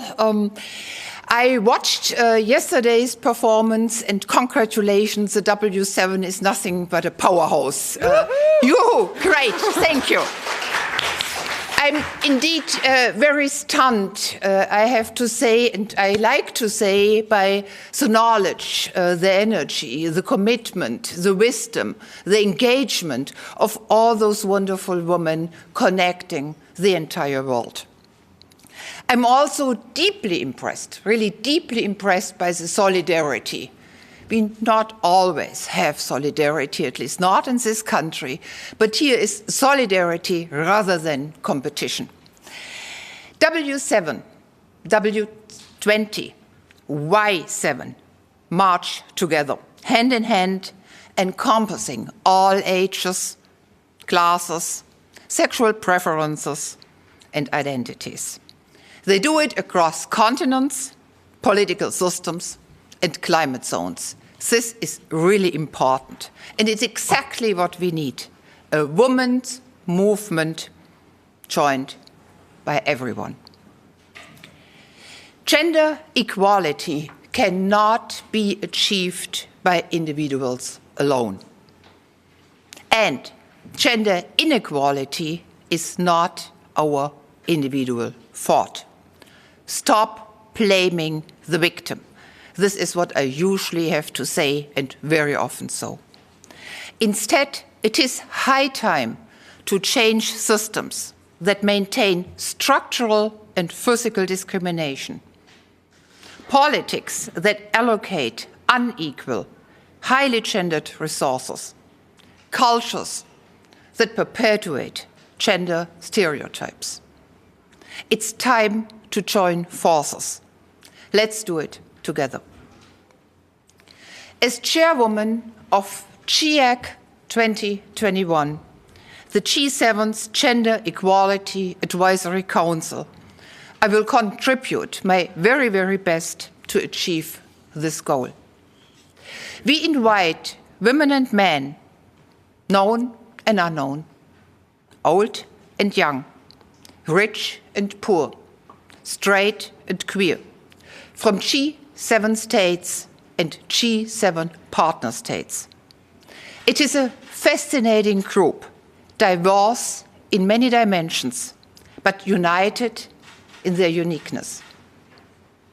GIEC 2022 will ground its work on what has been established by the GIECs in Canada, in France, in Great Britain.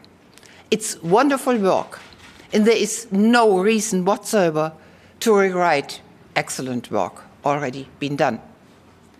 But we honor our promise to trace progress and backlash. It's important to track developments because we simply do not have the time to reiterate again and again goals G7 have already settled on. And I very much hope that I did not misunderstood Minister Paus yesterday in saying that this scoreboard is now established and working. We'll also focus on the horrible developments since the last GIEC. The Russian assault on the Ukraine, the developments in Afghanistan, and what it means for women and girls in particular, lack of money, energy, nutrition, health, freedom to move, and so much more. This is what we were working on. For GIEC, as for W7, it's indeed time to deliver. There is no way back to the world we once had. And as I may add personally, we do not want to have this world back. Instead of building back better, we need on to move to an inclusive, fair, and just world. We have to do so determined, strong as we are, and without patience for everyone. Thank you very much. Thank you so much. And just for 1 second, I mean, you are applauding already, but I think we need to give the GIEC a sign that W7 will stand on your side to discuss with you and to join our forces to get gender equity done by the G7 and beyond. So, some applause for this. We're here to join our forces, definitely. Yes, we do so. Thank you so much. Thank you. Thank you so much. For your work. So, and it's very good to know that it's not just in the G7 we have a women network, but we also have it in the G20. So our sisters from W20 wanted to come to Berlin, but sadly they couldn't. But we're very happy to have a video from the W20 chairwoman, Hadani Uli Siladahi, who will send her greetings to us, to our summit. So enjoy the next video. At least I hope it comes. Good afternoon, everyone. It is an honor for me to speak here at this remarkable journey of W7 Summit. My name is Hadriani Uli Silalahi, and I'm the chair of W20 Indonesia. W20 is sending support for our sisters, W7, for their successful journey, which is now being finalized with W7 Summit. As we all agree, Summit is the crucial point of our progress. Us here in W20 is also preparing for our summit, which is happening on July 19 to 21st in Lake Toba, North Sumatra. We are extending our invitation to you, our dearest sisters, to strengthen our commitment in women empowerment, while also enjoying the beautiful island of Sumatra, Indonesia.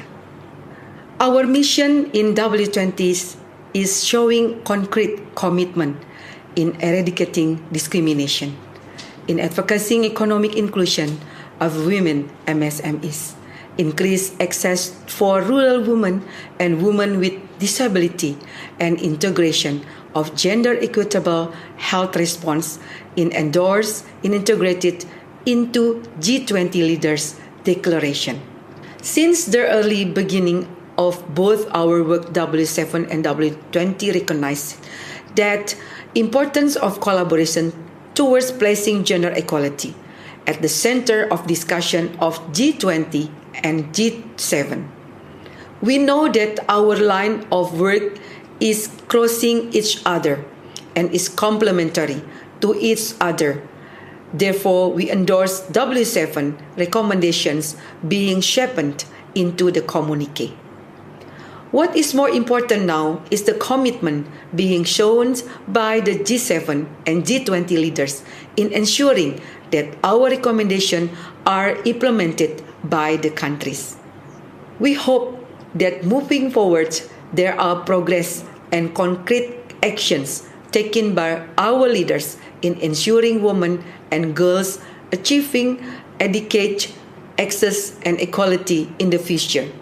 I'm sending my best wishes for the last day of the summit. I hope the high panel discussions went fruitful and enjoyable for everyone. We support you from Indonesia. Thank you. Thank you so much.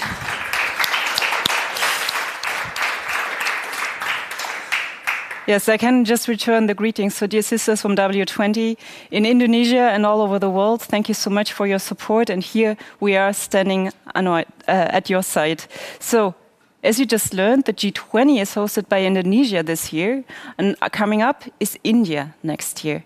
And the G7 will be led by Japan. And I'm very, very happy to also have our W7 advisor from Japan here among us. So Fumi, please join me on stage, because we are really excited to understand, is there already anything planned for next year? Are you still looking for ideas? Can we talk to you about this? Or looking for ideas and funding too, and so you can feed into me and then also another Japanese civil society. So yes, please give me some ideas. And well, I actually learned a lot of ideas from you. That's good. So just 1 second. I think I'll give you the floor, and later over a glass of wine we'll share the ideas, but we'll listen to you first. Well, thank you for inviting me here again to talk about the prospects of the W7 in Japan next year. But before that, first of all, I'd like to thank the National Council of German Women's Organization for hosting this wonderful W7 in Berlin. Over the last 2 days, we had extremely interesting and very insightful discussions. The sessions covered some recent and critical topics to existing gender issues, pointing out the need for holistic approach. I also appreciate the organizers' genuine hospitality. Thank you so much. In this W7, the cooperation between German government and civil society was also one of the highlights. We hope to continue to have this cooperative relationship with any governments in the future, including the next year's Japan. We welcome cooperation from governments not only to help organize W7, but also commit to promoting gender equality. However, at the same time, it is also crucial to maintain independence from governments, free from interference, so that civil society can be free to challenge policymakers and criticize policies. Healthy criticism and dialogue is a necessary part of advancing good policy making. We saw some excellent examples of this in yesterday's and today's panel discussions, where the ministers, high-ranking officials, and civil society representatives discussed issues at the same table. I sincerely hope to see the issues that were raised here today reflected in the G7 leaders' communique, and more importantly, in concrete commitments and implementations. Let me now talk about Japan and the prospects of the W7 next year. My organization, JOICEF, Japanese Organization for International Cooperation in Family Planning, works on creating a society in which women and girls can make their own choices regarding their sexual and reproductive health and rights. JOICEF also co-leads the gender unit of the Japanese Civil Society Network of SDGs with Japan Women's Watch. Next year, as Japan hosts the G7 summit, we like to host the G7, no, not G7, W7, well, G7 too, W7 together with other Japanese civil society groups. In the SDGs, Goal 5 sets gender equality, but we heard many times in this last 2 days, gender is a cross-cutting issue, so we have to work on all 17 goals through gender lens by breaking down silos.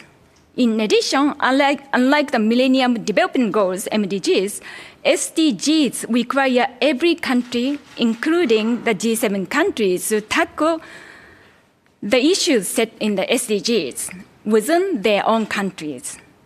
So that means advocacy for gender equality and the rights of women and girls, including sexual reproductive health and rights, is needed for not only for the Global South, but also for G7 countries. We hope that W7 will provide opportunity to advance gender equality and solve gender-related issues in Japan, linking global issues to regional and national issues. Japan finds itself in a very unique position. While it is recognized as one of the most economically developed countries in the world, but it is much less developed in terms of gender equality. Indeed, in the 2021 Gender Gap Index of the World Economic Forum, Japan ranked 120th in the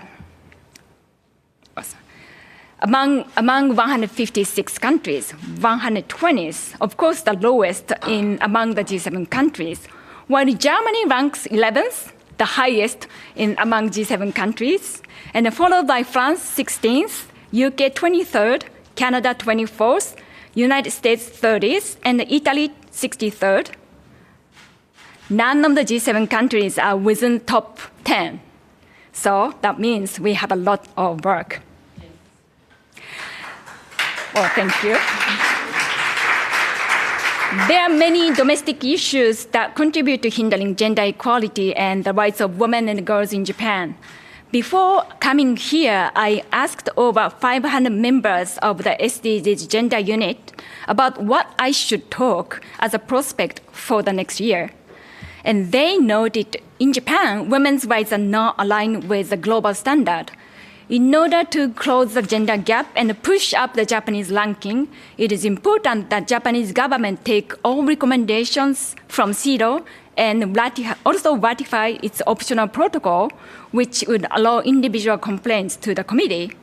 Other members also sent me the issues that Japan needs to tackle, including the issues such as the redress of the survivors of forced sterilization under the eugenic law, legal discrimination against children out of wedlock on the registration system, difficulty of access to contraceptives, including emergency contraception and safe abortion, especially for young women and migrant women workers.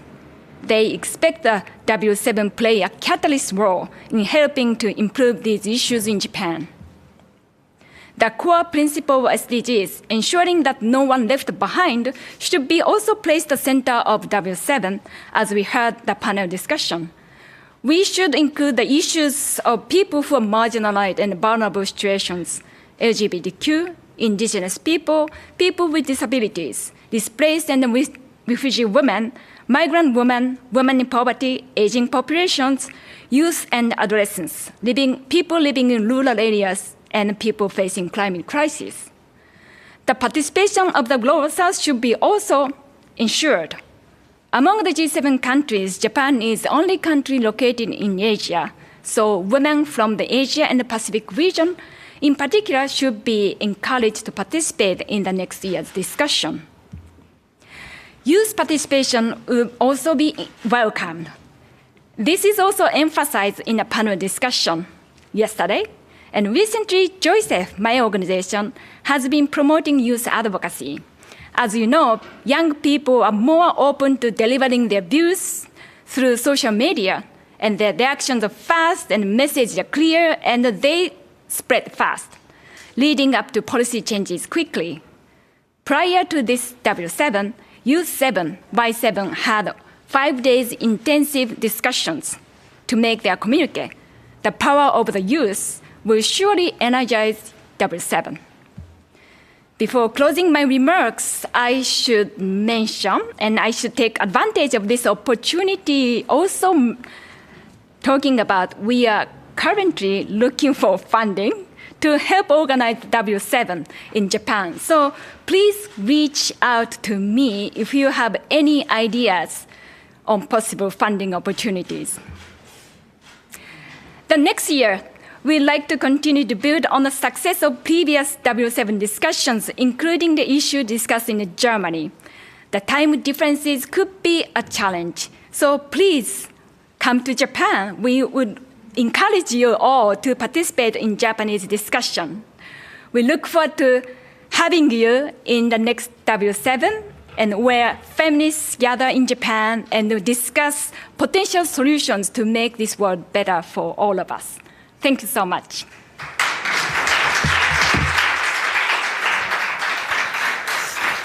Thank you so much, Fumi Saito.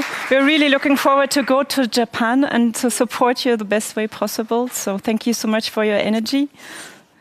And the next point on our agenda is a quite bit different to everything else we enjoyed so far, because I'd like to introduce you Lilly Krause, and she will give a feminist intervention of a different kind. So, Lilly, would you join me on stage? I'm looking in this direction. There you are. There she is. So I leave the stage. Lilly, you have the floor.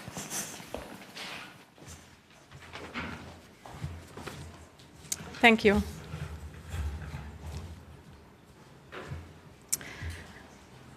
I'm going to share with you 3 poems today. The first one is called You Take and is about anger. The second poem is called, it's about sadness, and it's called Thank You. And the third one is called White Feminism, and that one is about solidarity and sisterhood.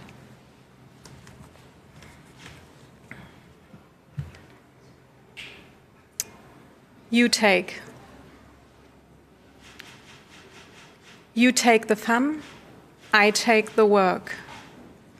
You take the credit, I do the work. You climb the ladder, I finish the work. You become the leader on my behalf. We give you babies, we give you sex, we give our careers. We give away our time. We give away all that could have been, while you are just fine. You are missing one thing: the power of all of us who have done the work unlike you and had no voice. For centuries, that time lies heavy on our chests, too heavy to turn away. So, let us take the fun while you take the work. Let us take the credit while you do the work. And let us climb the ladder on your behalf. Until we reach a moment of peace and our collective feeling of unease finally disappears, with it our fears. When we stand like humans, not woman nor man, and we feel for each other and feel sorry for the pain, we will see that a man cares. We will take finally equal shares in all areas of our lives. Truly yours, your wives.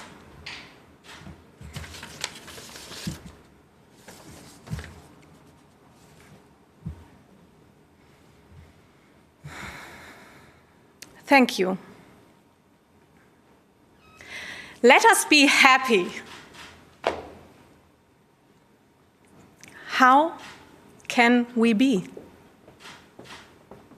Let us be sad. How can we not be?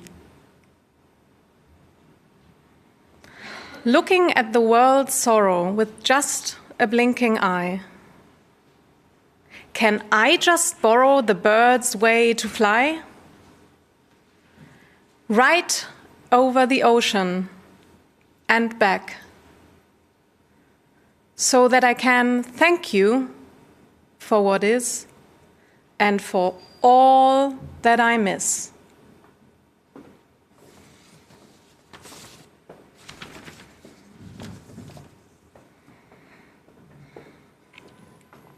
White feminism. Hey, sisters in the South, now I shall shut my mouth and hear you speak. We were often too weak. It is your turn now. all white feminists vow to hear you out when you speak about feminist ideas and action, as ours is only a fraction of our common struggle. This poem I shall smuggle onto the world stage, where people will start to care about all the ways in which your perspective makes us rich.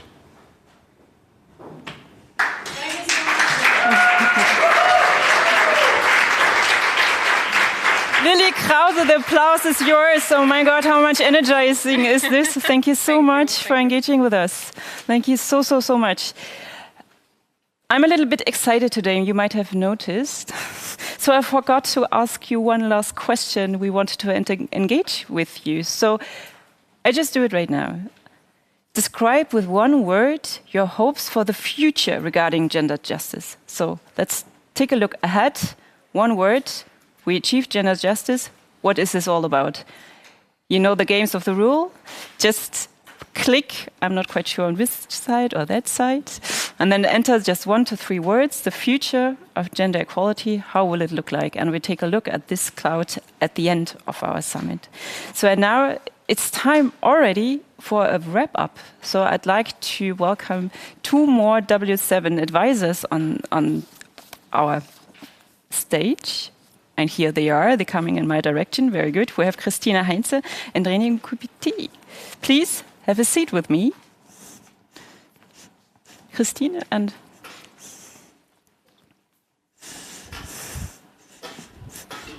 I just realized you're both authors. Did you know that? Both of you wrote books, yes.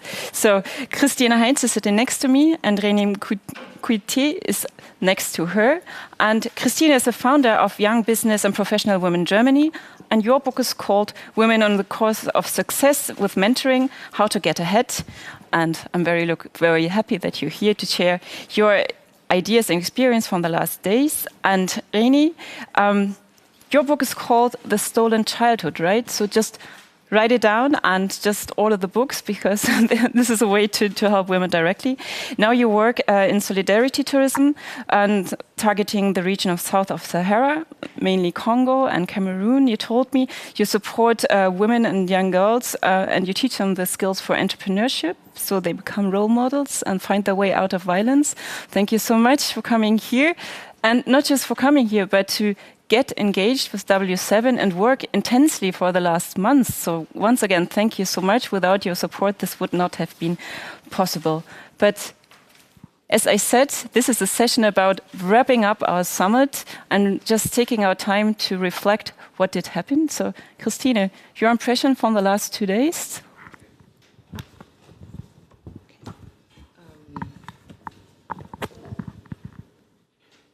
Or shall I? That was okay. So, thank you very much for the introduction and for the invitation. The last 2 days have been very thrilling for me, but also I was a little bit surprised. We have been very, very friendly. So, thus I would like to take a comment by the representative from our Youth 7. She said, actually, she's tired of old white men making decisions for all areas of my life. Actually, I'm advocating for women's rights for 30 years. You know, I'm not any longer tired. I'm really angry. So I think it's very important that we have demands here, and it's really time to deliver. And I demand that women have to sit at the decision-making table in the economy, in politics, in peace and security, as we heard. That's what I took on here in the last 2 days, because I'm very much convinced that a fair involvement of women will ensure that we will be ahead of the curve of developments and will not always react on crises and conflicts, what we have seen in the recent past. But we can ensure by involvement of women and also grassroots women to ensure forward-looking and preemptive action. I would like also to highlight one point which is very much to my heart. I'm a senior banker.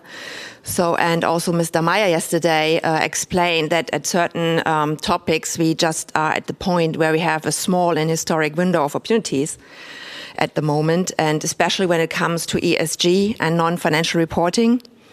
I think it can't be that in the corporate world, that the corporate world is only focusing on the E, on the environment.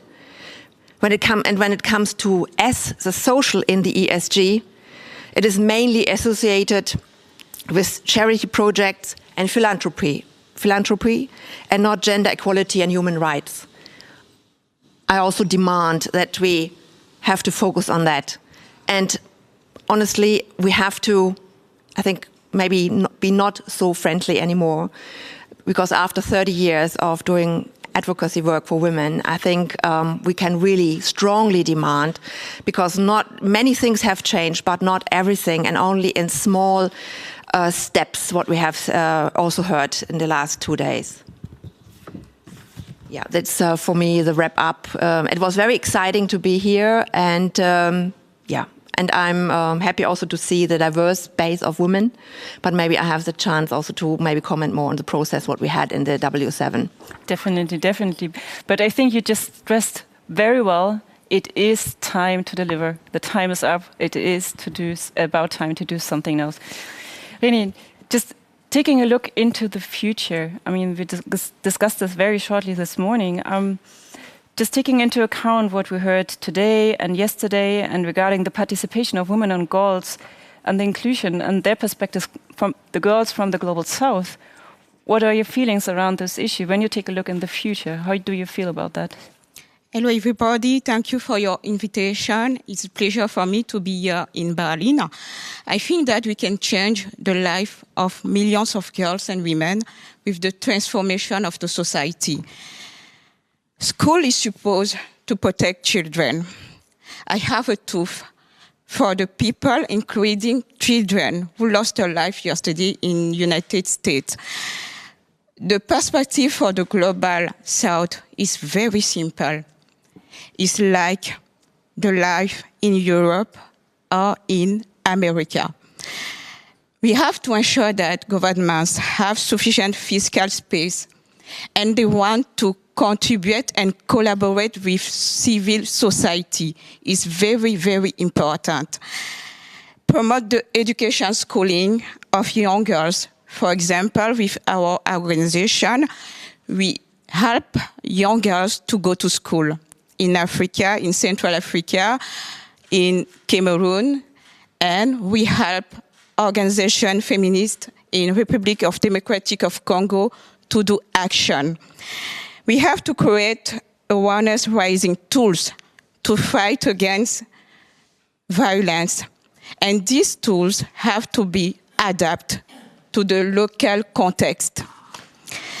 We have to transform the informal economy to the formal, because women empowerment have to be with the creation of the investment and transformation of society depend with the informal or formal level. We have to promote digital learning and encourage young girls to be in the scientific domain, to be doctor, to be teacher. You have to create female model figure. When I'm going to Africa, they tell me that you are my model. And is the opportunity there in Women 7 for the G7 leaders to create more and more figure leader for all the diversity women in the world. We have to promote women's entrepreneurship, set up structures.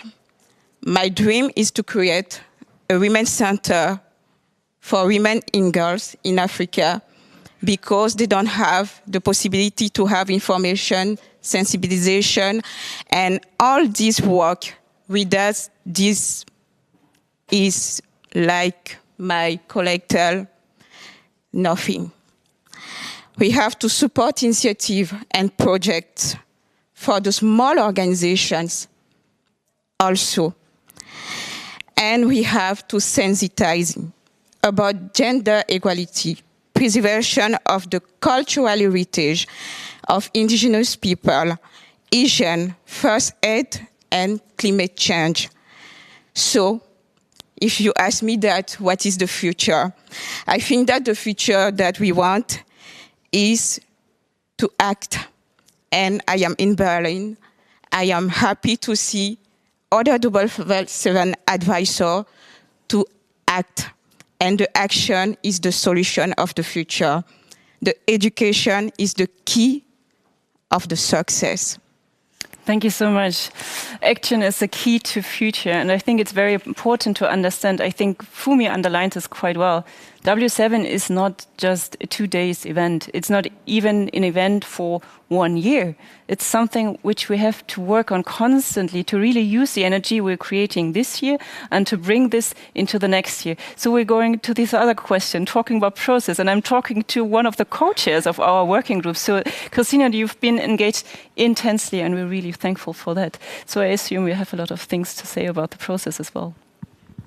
Yes. First of all, I was very honored to be named, and also my organization were very honored that I was named W7 advisor, and of course also the co-chair of economic empowerment and rights and justice. Actually, we have been a very diverse base of advisors, but interestingly, what I also know from my organization is that nonetheless we are a very diverse base of women. We can very easily agree on the large consensus because we are concerned with very similar topics. So the same was in our working group. Our consensus was pretty fast reached, but the whole content, what we had on our agenda, was the big challenge was to really put the content in clear, brief demands and to ensure accountability. Because we had to consider that politicians do not have so much time to listen. So we had to be brief and precise, and which is very important in the G7 process, to ensure and implement accountability, because at the moment what happens is that every year there's another G7 presidency and things change, and maybe things which have been progressed the year before might not be any longer progressed again. So, and now as a banker, I'm coming to another point.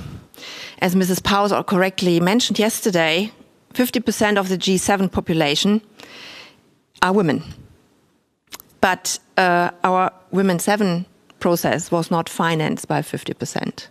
We partially only got maybe 1/3 of other processes. So if the governments of the G7 countries really take it seriously, I think they have to dedicate more finance and more funding and more resources to the Women 7. Otherwise, it will be difficult to work. For example, for me, I do it only voluntarily, and most of my members of the working group did it voluntarily. So it's a lot of effort for us, and if very good results shall be produced, we need more resources.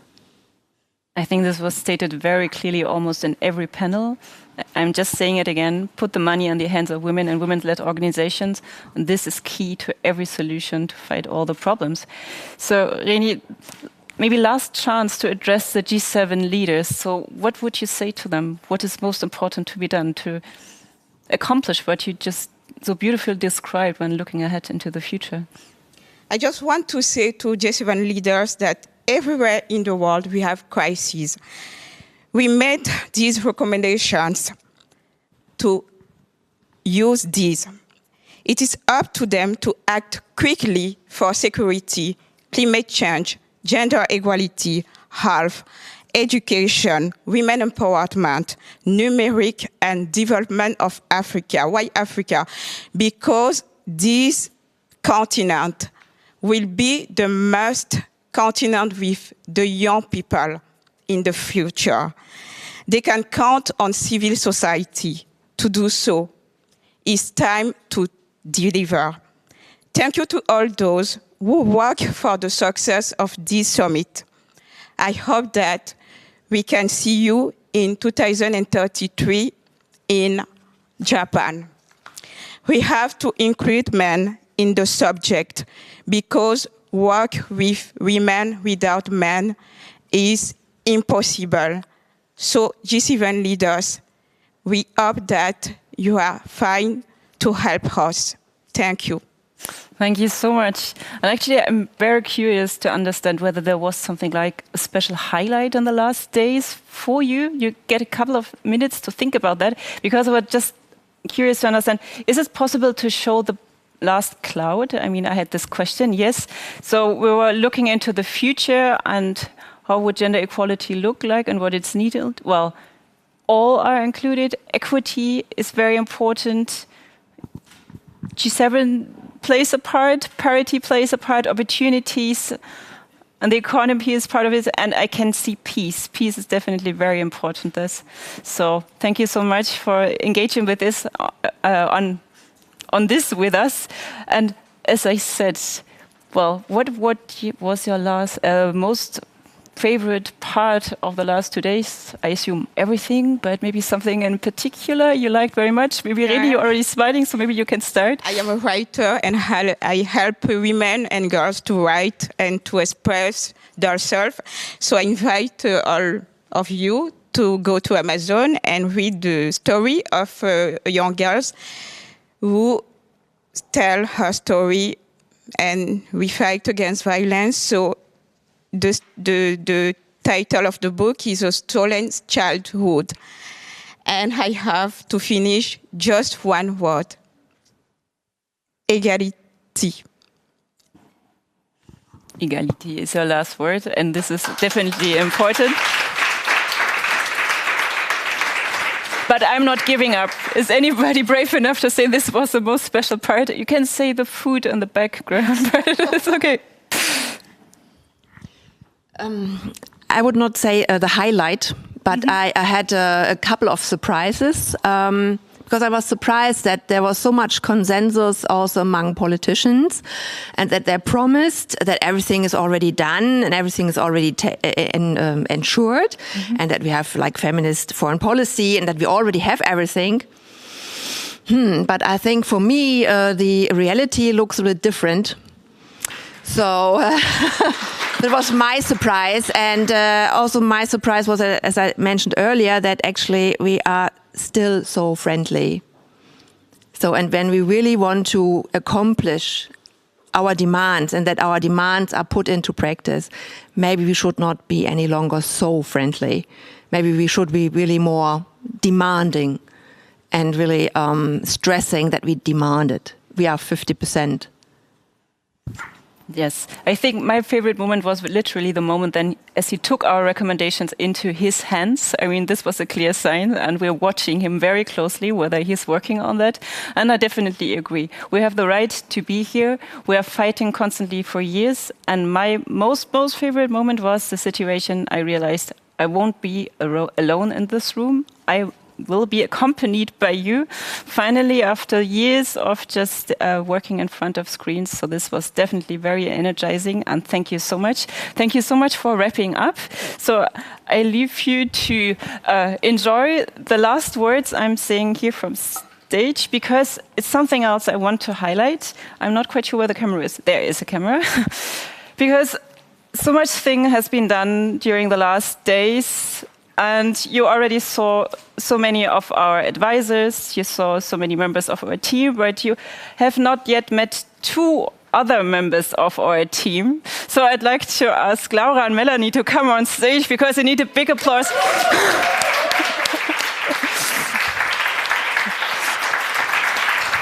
So just come next to me.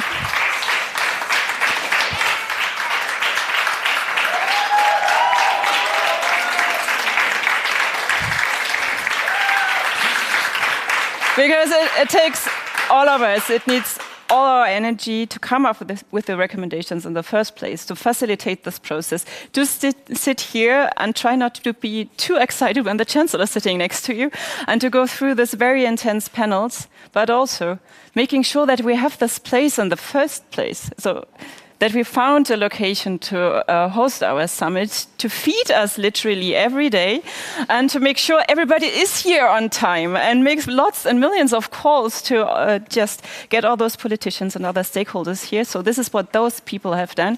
Thank you so much for just sharing the stage with me just this now. And yeah, I just wanted you to know their faces.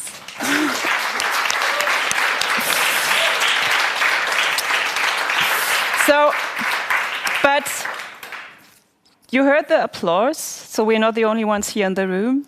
And I want to ask all the W7 advisors to come here as well, because you met some of them, but not all. And I won't say all of your names, but I want at least the people to see all of our faces. This is what we're saying in our video. We need all our voices, we need all our faces. So please give your faces to us, and please join us here on stage. Yes, and you can make some noise. And the team as well. Everybody who got engaged can come up here when I have the chance to. Yes, please, obviously. The team, everybody engaged. It's W7 is this. W7 is not just one person. This is this. And we're evolving each year. And this is how it looks like. Yes, you're allowed to take pictures. And we're growing. So thank you, everyone. Come on, you're in the first row. You're part of this as well. You have to be here.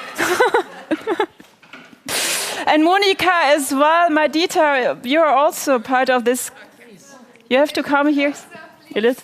So while the last pictures are being met, I always thank everybody for joining us today. There's the camera. Thank you so much for joining and tuning in today and last day. And please, please stay tuned, because this is not the last time you see our faces, and this will definitely not be the last time you see our or hear our voices and see our faces. And we'll take a closer look what will be the outcome of Elmo, and then, of course, we'll stay connected and we'll work on the joint goals we'll have. Thank you so much. Thank you so much for coming. So goodbye.